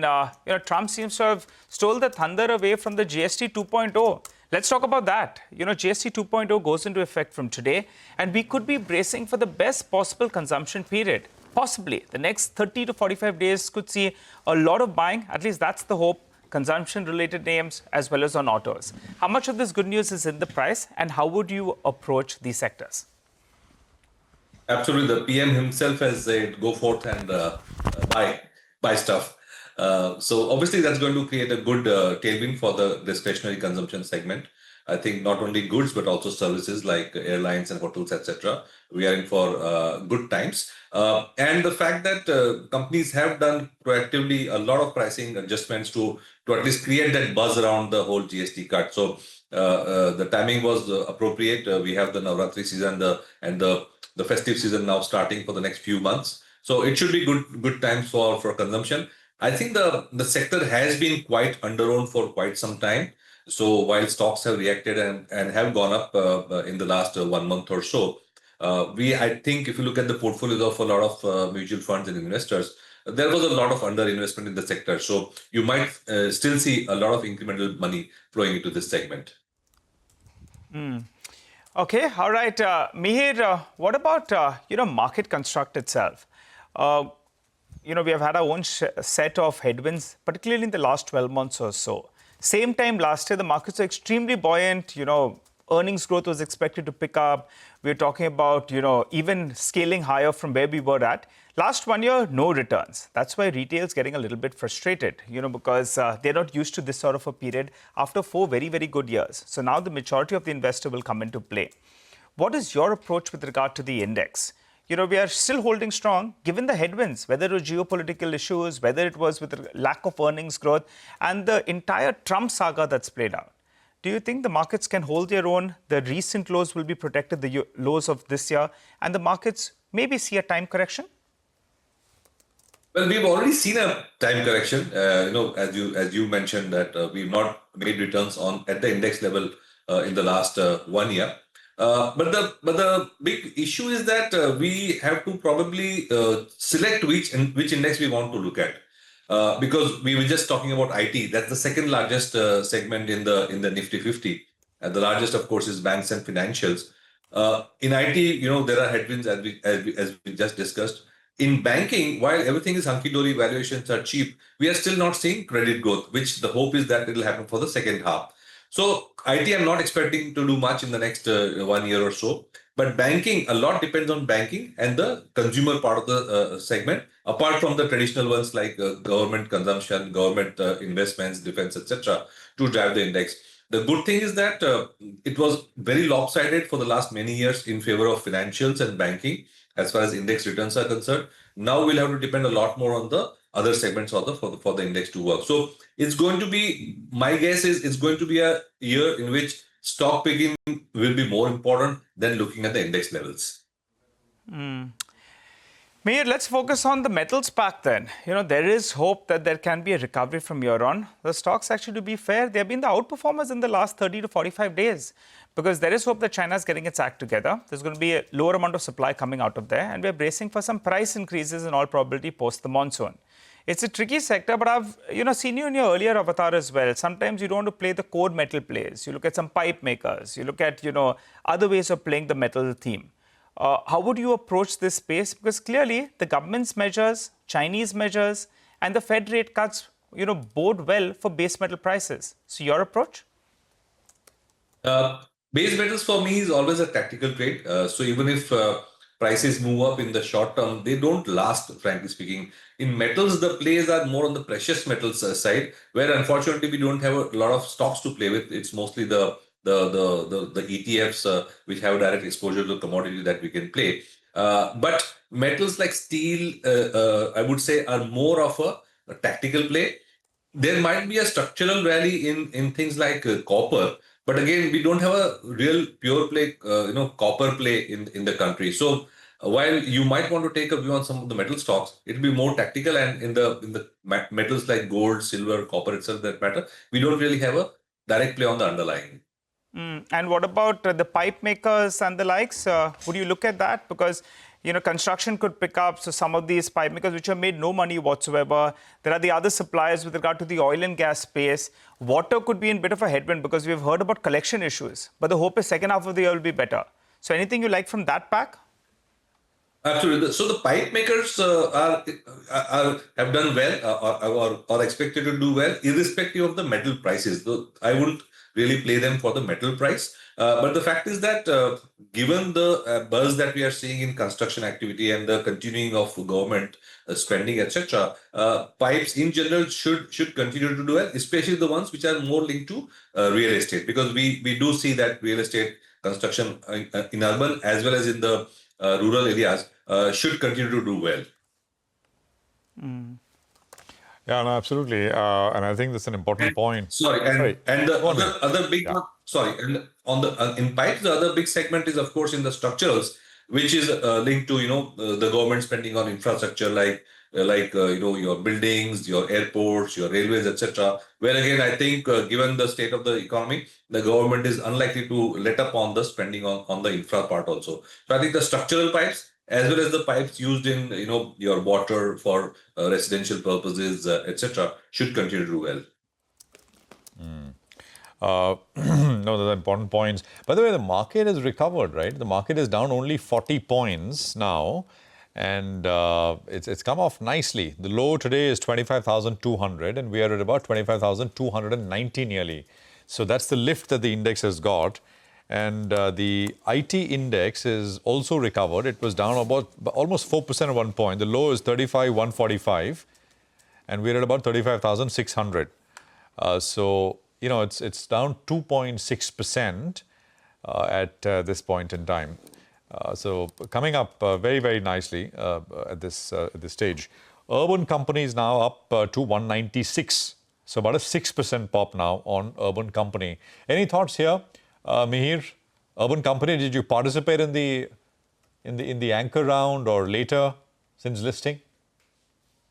Well, I won't comment on individual stocks, but as of now, we don't have any holding in that particular name, and I would refrain from making a comment on the stock. You like the business? Do you like the business, Mihir? So in general, we like the scalable businesses, where the TAM is large. So you have some of the other ones. We have some of the other ones in good measure, like the delivery services, like some of the online ticketing services, online auction places, etc. So in general, we like the network effect kind of a space per se, and we have a good exposure to this segment, the new age B2B and B2C companies. Yes. Okay, thank you very much, Mihir, for joining in. Look forward to the next conversation. For now, let's kick off Corporate Radar. We've got Rakesh Sharma, Executive Director at Bajaj Auto, who's joining us as the new GST regime gets underway. Thank you very much for joining in. And some of the top discussion points today are, 1, the GST cut on bikes below 350cc, automakers passing on the GST benefits, and plus update on inquiries after the GST cuts. Thank you very much for joining in. First, on an average, can you tell us the reduction in prices on account of GST for Bajaj Auto? And over and above that, are there discounts? And how are the inquiries looking? Good morning. Yes, it's a very important day today, as there's a lot of expectation in the market. The news has penetrated right across India, from the urban and off late even in the rural areas. And there has been, in the last 1 week, a very healthy uptick for inquiries. And most people, particularly in the festive states, wait for the Navratris to begin so that they can take deliveries in the auspicious period. We have passed on, obviously, the entire GST reform and the entire GST cut. So in motorcycles, it ranges from, depending on the bike, from rupees 5,000 per unit to about 20,000. And three-wheelers too, we've passed on the entire GST benefit, which amounts to almost 28,000 rupees. We've gone further. There was an expectation that this little distortion, which is there on the above 350cc bikes, would get evened out. But when the announcement came, the 350cc's are being taxed at a higher rate. So we've gone further and we have maintained our prices of the 350cc plus range, just so that the consumer in the festive period doesn't see at least a disruption over there. In addition, as part of the festive spirit, we've made it attractive, particularly for those people who are going to take finance. And we believe that this cut should see better penetration of financing. So there is a little bit of schemes on processing fees, etc., for customers who are going to be taking finance. So they will see an attractive offer over there. So all that combines to give a really healthy, 20,000 rupees saving for an average 150cc type of motorcycle. Okay. And over and above the GST, the cut in prices on account of GST pass-through, are you giving any festive discounts? Well, no discounts, like I just mentioned. There are incentives if you take, for financing of the bike. Yeah. That is there. But other than that, no discounts? No. There's no discount on the bike. I think there is a very healthy discount which the government has handed over to the customer. So I think that... Mr. Sharma, how are the inquiries? Can you give us some numbers? Well, it's very, very premature to give you numbers of inquiries, and I don't know how relevant that would be. But I can say that there have been a lot of calls and a lot of the visits. I would say that in terms of people calling, people visiting, there is a marked uptick in the last 1 week, gone up by 20-25%. So there is a lot of interest in the potential customers. All right. Hi, Mr. Sharma. Morning and good to see you, Ben. So on a like-to-like basis, festival to festival season, what kind of numbers are you working with? Two-wheeler, motorcycles, as well as if you tell us in terms of EV. What is the rough growth you're looking at? Y'all are giving discounts. The government has given the set of discounts as well. So it should be very buoyant times, right? What is your estimate? I think it should be buoyant times. I think most importantly, it will reverse the declining trend which the industry was facing. I mean, we just stepped back. FY25 ended at 6% growth. It started very well, did well in the festive, but quarter 3, quarter 4 of last financial year were negatives. Quarter 1 was a negative, and year to date, that is April to August, the motorcycle industry was at -1%.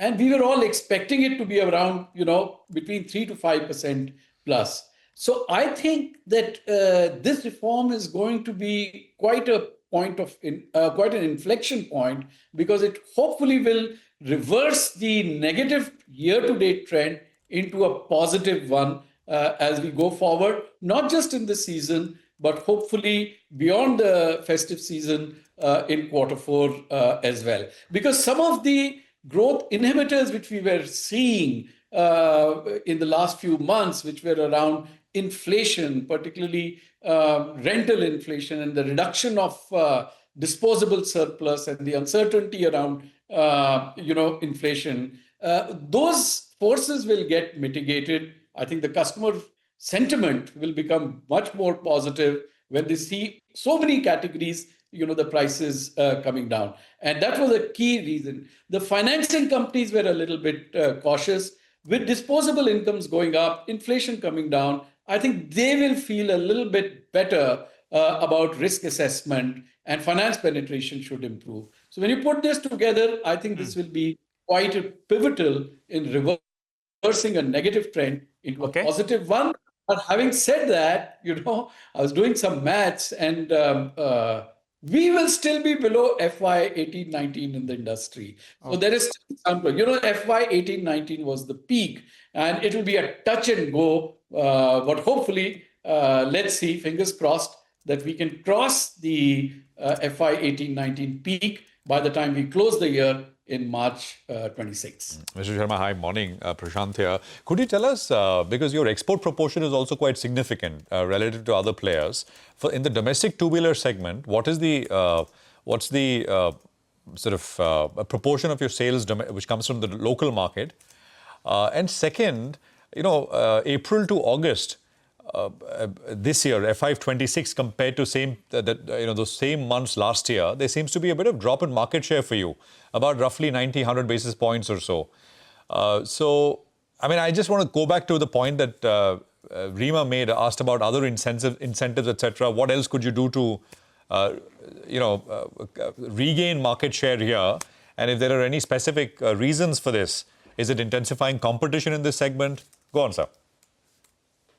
Well, to knock off your first question, the international business on volume terms is about 40-45%. Of course, during the festive, the domestic picks up. But over the year, the volumes are 40-45%. In value terms, it is about 45%. That's our share of our international business in the Bajaj Auto portfolio. Yes, from about 6 months or 9 months ago, we did start to see in certain segments a loss of market share. And a large part of that, I think, is competitive activity in terms of new product introductions by competition. And these have to be responded to. So that's very much in the cards, in the pipeline. Over the next few quarters, there will be a response on our strategic segment, which is the 125cc plus segment, with an array of new products coming in. If I rewind about 3 years back, we had the first mover advantage in terms of introducing new products into the freshly developing segment, which was the 125cc segment. So we raced ahead, and those products need refreshment. They need some more innovation, and that's about it. And that's what we are right now preparing for, and the next quarters should see that. I think that's the fundamental response, and all the other tactical stuff, of course, will accompany this fundamental action. Okay. Sir, I think when, about a month back prior to this GST announcement, you had spoken about industry growth of 5 to 6%. Is that correct for domestic two-wheelers led by 125cc? Was yes, that your... That's right. That's what so how will that number change now with this GST bonanza and an uptick in volumes? So that's what I was saying in the beginning, that when the year started, all of us were expecting around 5 to 6% growth. Correct. Because FY25 had closed at 6%, but slightly unexpectedly, for reasons of inflation, caution in the financing segment, we found that the industry actually degrew. And that is exactly what I said. But because of this change, the substantial benefit which the government has passed on to the customer, both in terms of both quantitatively and qualitatively, I think it will push the industry to reverse the negative trend and get a positive zone. So 5 to 6% industry growth guidance stays now? Hopefully, it should get back. There is no reason for the industry to now not at least go back to the last year's growth rate. Got that. Thank you very much, sir, for joining in. We will slip into a break. On the other side, we'll connect with the managements of Metro Brands, PNB and Shriram Finance as the new GST 2.0 regime kicks in today. Stay tuned.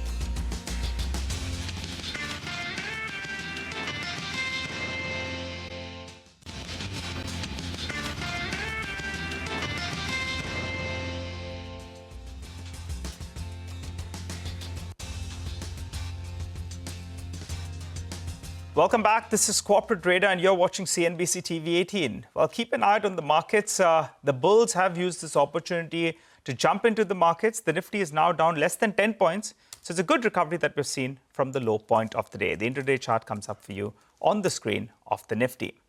Moving to the footwear maker, then Metro Brands. It's in focus. GST on footwear has been reduced at the rupees 2,500 point.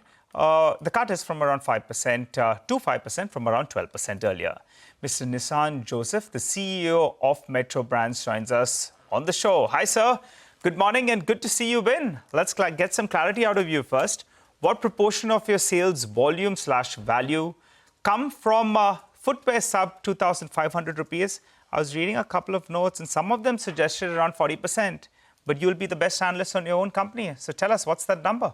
Right. Nigel, good morning, and thanks for having me. Yes, the number is in the range of 40%, but depending on the different banners we have, as you know, we have Metro, Mochi, Walkway, and a few other brands and banners.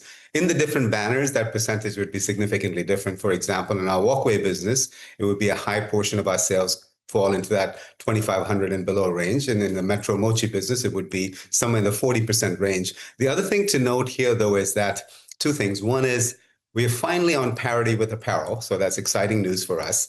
And the other thing is, not only does it affect price points at 2,500 and below, we'd also be re-looking at price points above 2,500 to about 3,000 to say, is there an adjustment we can make by sharing some of that discounting to get some products in below the 2,500 rupee range, right? So I think there's a lot of positive momentum here. The good news is, I think for once, this is the first time that we've had a GST revision where we've not had to take up GST prices. So we're quite excited by it. Do I think it means everybody's going to run out and start shopping tomorrow? Not necessarily, but I think in the long run, it should bode well for consumer demand. Okay, got that. Fair estimate then. Before we get to the benefits of GST, I want to ask you about the existing inventory clearance. How will that pan out? How much is it? How much inventory are you sitting on? A lot, as opposed to all of the 40% we're sitting on it currently. So, and that's not an issue because, we programmed our registers to automatically take the differential and give the consumer that benefit of savings, right? It may not be easy to communicate on every single price point that particular discount, but I think when they go to checkout, they're definitely going to see that we've given them the benefit of the GST decreases. Just one point. Good morning, Prashant here. What could you give us an overall sense of, what percentage of the portfolio is impacted by these reductions for you? Yeah, Prashant, good morning. I think it's definitely in the 40% range that you're going to see, especially with Metro and Mochi carrying the brunt of the weight of our business, right? However, we also have brands like Crocs and Clarks that may not benefit much from it. But on the flip side, our Walkway chain will benefit significantly from it. So averaging it out we're going to see price reductions in about 40% of our chain inventory. And Walkway is only about 70, 80 stores right now. Of course, I'm assuming that number will go up significantly. So the overall portfolio will also shift as time goes by, right? Absolutely, correct. And 300 to 3,500 rupees is essentially the range at Walkway. No. Walkway is under 1,000 rupees. Oh, all of it is under 1,000?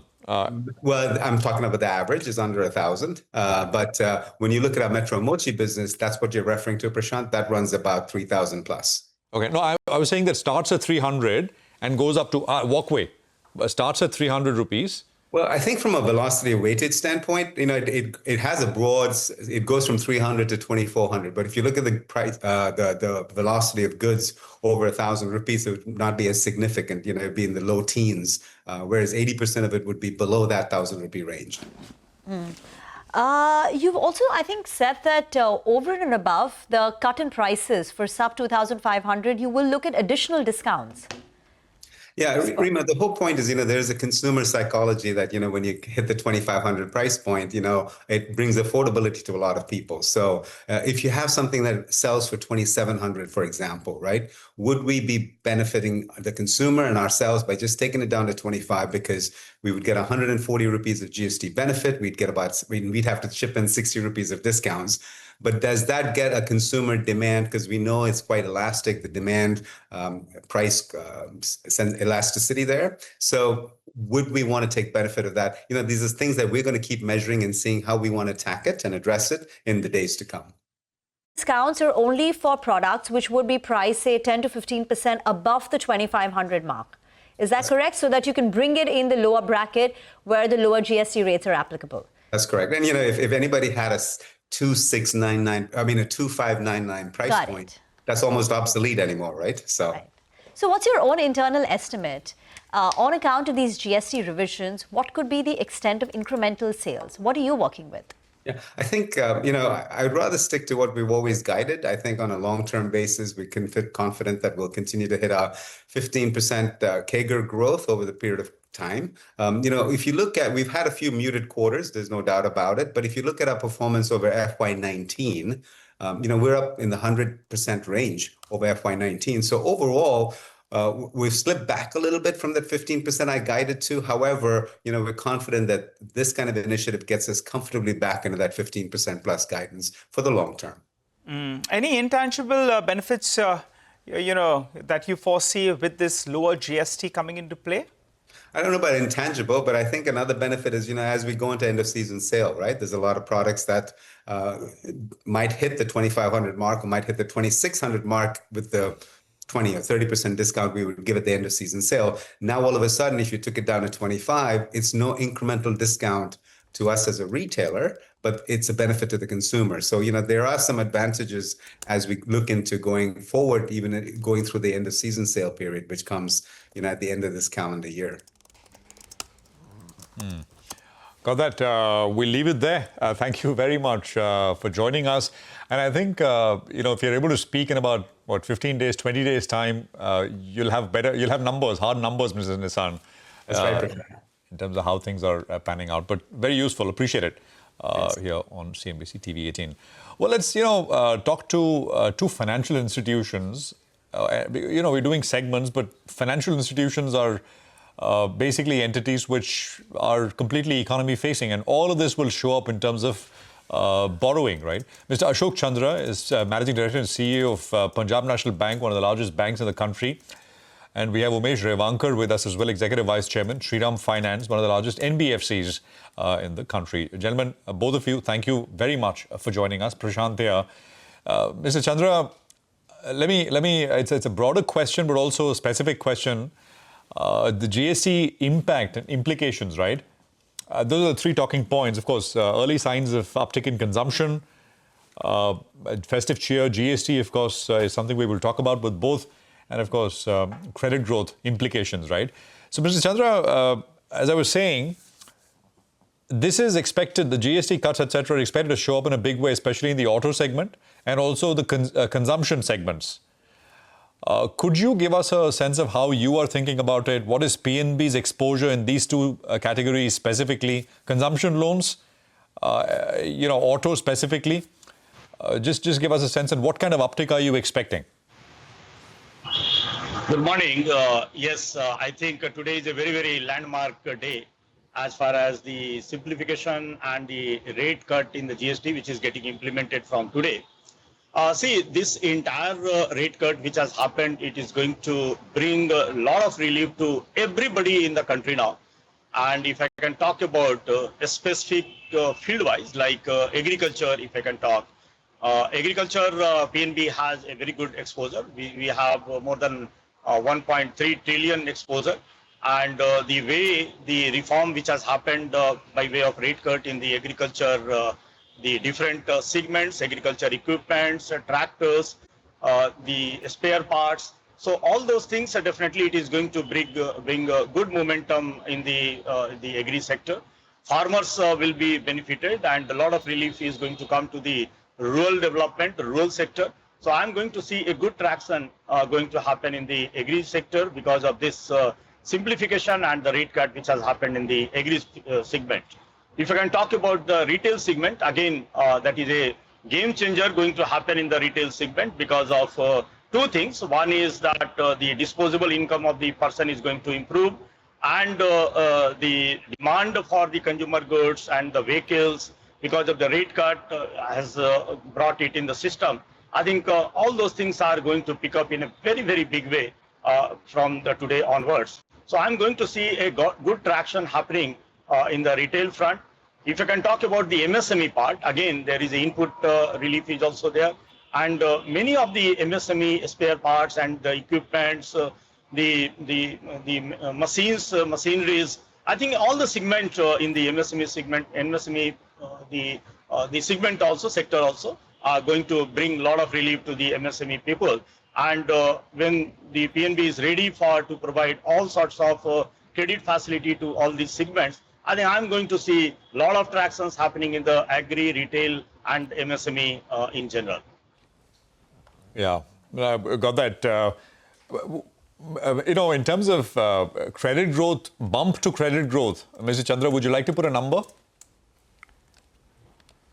See, as of now, MSME segment is growing at a speed of around 18% in our bank. Q1 also we had 18 plus was the growth rate YOY. And as of now, when I'm talking to you, I think our growth is more than 18%. And with this simplification and the rate cut which has happened in the MSME segment, I think definitely 1 to 2% minimum growth I'm expecting in the long run. Retail segment also, especially the vehicle and the housing loan. Housing loan, again, if you see the cement sector, the cost has come down because of the lowering of the tax rate. I think again the cost of house dwellers also will come down, and definitely there will be a good demand for the housing segment also. So vehicle segment, I think a lot of things have happened. The one is the 28% to 18%. The rate reduction has happened in the overall vehicle space. Plus, if you say the spare part and the tires, all those rates have also been reduced. So I think going to be a big activity happening in the vehicle loan segment. I'm expecting that at least vehicle loan growth will be around 24 to 25% going forward. So I think 1 to 2% growth will happen in all the segment because of this GST simplification and the rate cut.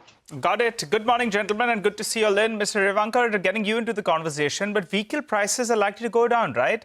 Will there be enough uptick in volumes to offset this kind of price gap? What are your estimates? Yeah, overall, there is the expected price drop. In fact, it translates into around 8% decrease in the price for the average vehicles. At the same time, I think manufacturers also are likely to give less discounts. Earlier, the discounts were high, and now the discounts will be lower. So price to the customer, there may not be a big difference. There will still some difference, but may not be significant. So I feel overall it is a good sentiment, definitely yes. And during the festive period, when normally people buy new vehicle, I think there will be inducement for the customers to buy new vehicle. And for a long time, people have postponed buying a new vehicle because of steep increase in price in the last 3 years. I think this is a good opportunity for the people to buy a new vehicle and upgrade themselves. Okay. So when we last spoke to you, Mr. Revankar, you said that this year, courtesy the GST bonanza, loan growth should be 17 to 18%, higher than 15% that you had earlier started the year with. Is that still on track?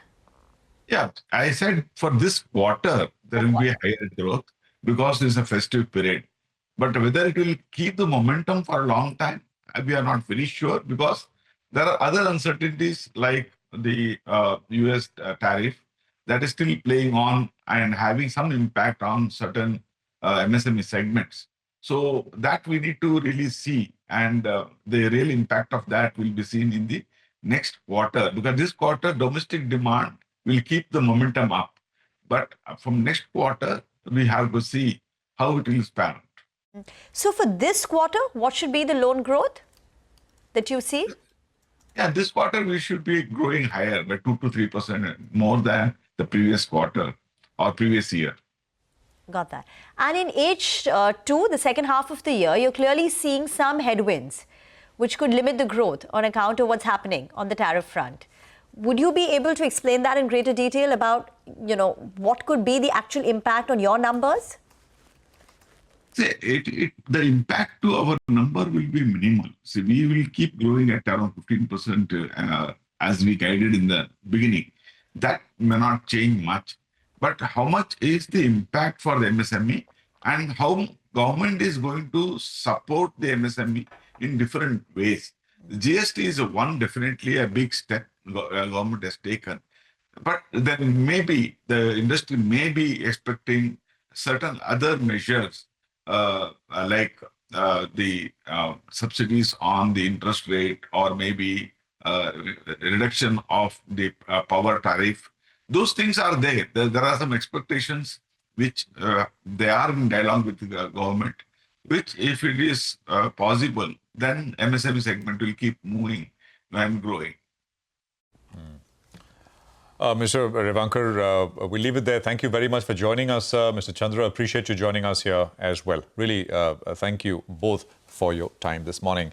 You know, I just want to quickly make a mention that the market's almost back in the green. So that's quite remarkable. 10 points lower, that's it. 25,300 is where the Nifty is at. And Urban Company now nearing 200 rupees. I mean, so that's something which we've highlighted. Still remains the number one volume-led gainer. Started at about 191 and 198 now nearly. And Anantraj is back in the mix. Anantraj is up 5.5%. Huge volumes on Anantraj at 675 coming through here. And the other ones, I mean, Garden Reach and NetWeb, etc., we've been highlighting. Look at Adani Green, which is picked up. Adani Total, Adani Green. So the Adani stocks are back in focus here. So these are the two names with large volumes. And Shalby Hospitals is at 264. It's up 10%. It's gone up like a rocket. So it's a big one coming through on Shalby. I can go down the list, look at something like a Piccadilly. Piccadilly is at about 770 or so. That's a 6% move coming through. So lots of stuff. You know, it's kind of sort of broadening out what we're seeing out there. Piccadilly is the other one, apart from Shalby that we pointed out. Now, Union Home Minister Amit Shah, in an exclusive conversation with Network 18's Group Editor-in-Chief Rahul Joshi said GST 2.0 reforms will be remembered as one of the greatest in history of the country. Some of the snippets of that conversation, let's just play them out. GST के कारण 16 प्रकार के बिक्री से जुड़े सभी करों का, ऑक्ट्रॉय से लेकर बाकी सारी चीजों का, एक्साइज, सेल्स टैक्स, कई छोटे मोटे मनोरंजन कर था, ये सभी का एकीकृत खाका बना। पूरे देश भर की एक इलेक्ट्रॉनिक बिक्री कर प्रणाली बनी, ई-वे बिल बने, और जीएसटी के इतने सालों की यात्रा में 200 से ज्यादा छोटे मोटे बदलाव कर उसको लोकाभिमुख भी बनाया और टीथिंग प्रॉब्लम समाप्त भी की। ये करते करते करते देश की इनकम भी बढ़ी और इतना बड़ा टैक्स का कटौती 80 साल में कभी नहीं हुआ है, जो अभी हुआ है। ढेर सारी चीजों में इस जीएसटी रिफॉर्म से फायदा होने वाला है। मैं मानता हूं ये बहुत बड़ा कदम है और इससे जनता का भरोसा बढ़ा है कि अगर हम टैक्स भरकर सरकार की नेट को बड़ा करते हैं तो सरकार टैक्स की कटौती कर फायदा जनता को ही पहुंचाएगी। और ये भरोसा आज़ादी से अब तक अदृश्य था, पहली बार वो दिखाई पड़ता है कि कोई भी सरकार अपने बढ़े हुए टैक्स को ये कहकर प्रोत्साहित करेगी कि भाई आप टैक्स भर रहे हो तो अब हम टैक्स कम करेंगे, तो ज़्यादा से ज़्यादा लोग टैक्स के नेट में भी आएंगे। मुझे विश्वास है इनकम भी कम नहीं होगी, इन्वेस्टमेंट बढ़ेगा, बाजार में एक प्रकार से तेजी भी आएगी और लोगों को सस्ता भी मिलेगा और यहाँ उत्पादन की गतिविधियां भी बढ़ेगी और देश की निकास भी बढ़ेगी। Okay, that's an important opinion. By the way, Asia's firmly higher today. Nikkei is up over 1%. The Taiwanese markets, Korean markets are also moving up, moving quite smartly. So there is support coming in from Asia. We're dragged down by the cuts on IT, limited now to 2.5%, but that's been the big drag. Other than that, even the pharmaceutical index, the Nifty Pharma Index, is down about 3/4 of a percentage point. But holding flat now at the index level, Vinay Rajani, Senior Technical and Derivative Analyst at HDFC Securities, is now joining in. Vinay, your thoughts on the first 45 minutes of trade? What is the call for the day and your stock calls? Yeah, good morning and thanks for having me on the show. So Nifty has absorbed the supply which has come in the early morning, and primary trend has been up. We have seen a correction of 230 points odd from the recent swing high of 25,448. But the primary trend has been up. Global market has been supporting. Broader market participation is going on. Sector rotation is fine. So overall, the sentiment is positive. Just because of the IT sector, it has opened gap down. Though we have been underperforming the most of the global markets and emerging market, but the primary trend and the way we have seen in last 8-10 sessions, Nifty has improved. I think overall trend is looking strong only. On Friday when we met, we discussed that there could be a possibility of running correction, and I suggested a support around 25,200 to 25,250 range. And today we saw that that range has been tested, and 25,211 was the low, and nice recovery has been registered after that since morning.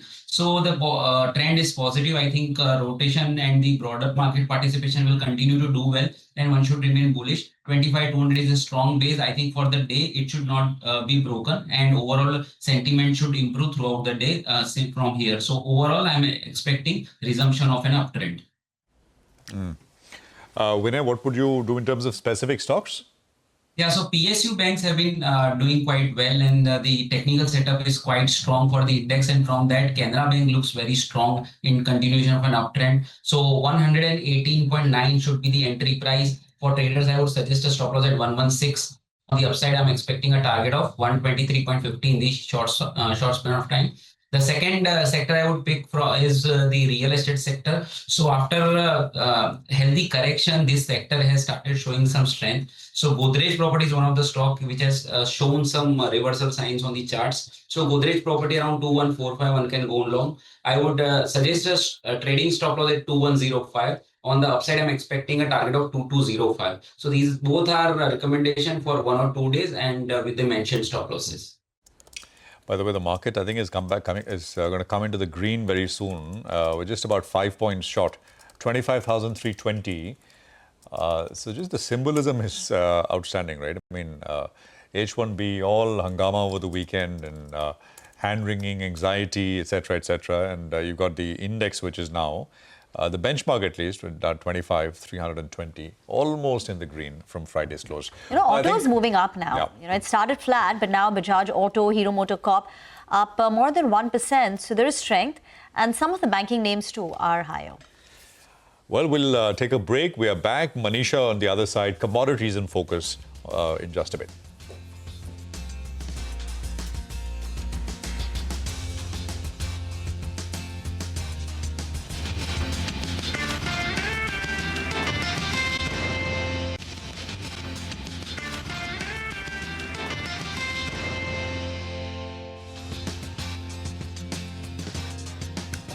Welcome back. Let's shift our focus now to the commodity markets. Manisha is now joining in. Hi, good morning, Manisha. What are you tracking? Thank you for that, Rima. Well, I'm looking at the crude oil prices because the last 2 weeks have seen some gains, and this week in Asia has also started on a positive note, as you can see, for the crude oil prices, more than 0.5% higher, and this is on the back of geopolitical tensions, the kind of statements that we've seen come in from Europe and also West Asia for that matter. Well, to begin with, the Russian airstrikes on the West Ukrainian part now seem to be threatening the Polish border, and that is where the concerns are. The Polish as a company, or rather a country, also seems to be now trying to defend, also is moving its forces there, and that is what has led to some premium in prices. The second thing really is about the 4 Western nations over the weekend saying that they do recognize the Palestinian state, and this is even as US and Israel have been against it. Markets are watching out for the developments onto this one as well. The third thing is the European Union now proposing over the weekend a 19th sanctions package against Russia. What it also now includes is LNG exports. It also has nearly a huge number, really, 118 shadow vessels, some Chinese companies buying oils as well, and some other foreign companies also have found their name on this 19th package. Well, remember, European Union has been coming out with various packages, and we are looking at more addition into that. In addition to this, the European Union also says that going forward, they will stop buying LNG from Russia from 1st January 2027. Markets also looking at Iraq hiking exports to 3.3 million barrels per day. That is adding some supply pressure. This number is expected to increase to 3.45 to 3.5 as well going forward. And then, remember, this is the hurricane season at the Atlantic, and a second tropical storm, Gabrielle, has strengthened into a hurricane. The landfall is anticipated in the next 2 to 3 days, and if there is any disruption at all, we will see higher prices there. Remember, nearly 17% of Russian refining capacity is shut at this point in time, so any supply disruption will add further premium into prices going forward. I also want to take you through on what we've done in sense of crude oil prices till now in this year. We started firm at $75 a barrel for the Brent prices. We saw a high of $82 as well. We've seen $60 off a low as well into the markets, and to the lower side of the range is where we are trading right now at $67 a barrel. With everything that's happening in sense of geopolitics, Russia, Ukraine, tariff concerns, but it really has to do with the excess supply and concerns about demand. That seems to be keeping the prices in check. And this is about this year. But when you look at the prices itself, while we are down 10% for the crude prices in this year, it clearly is going to be a third straight year of declining crude prices the way we have been. It fell 3% in the previous year, and 12% of a decline is what we recorded in crude prices in 2023. So 25 clearly seems to be going the same way. All right, Manisha, thank you very much for that.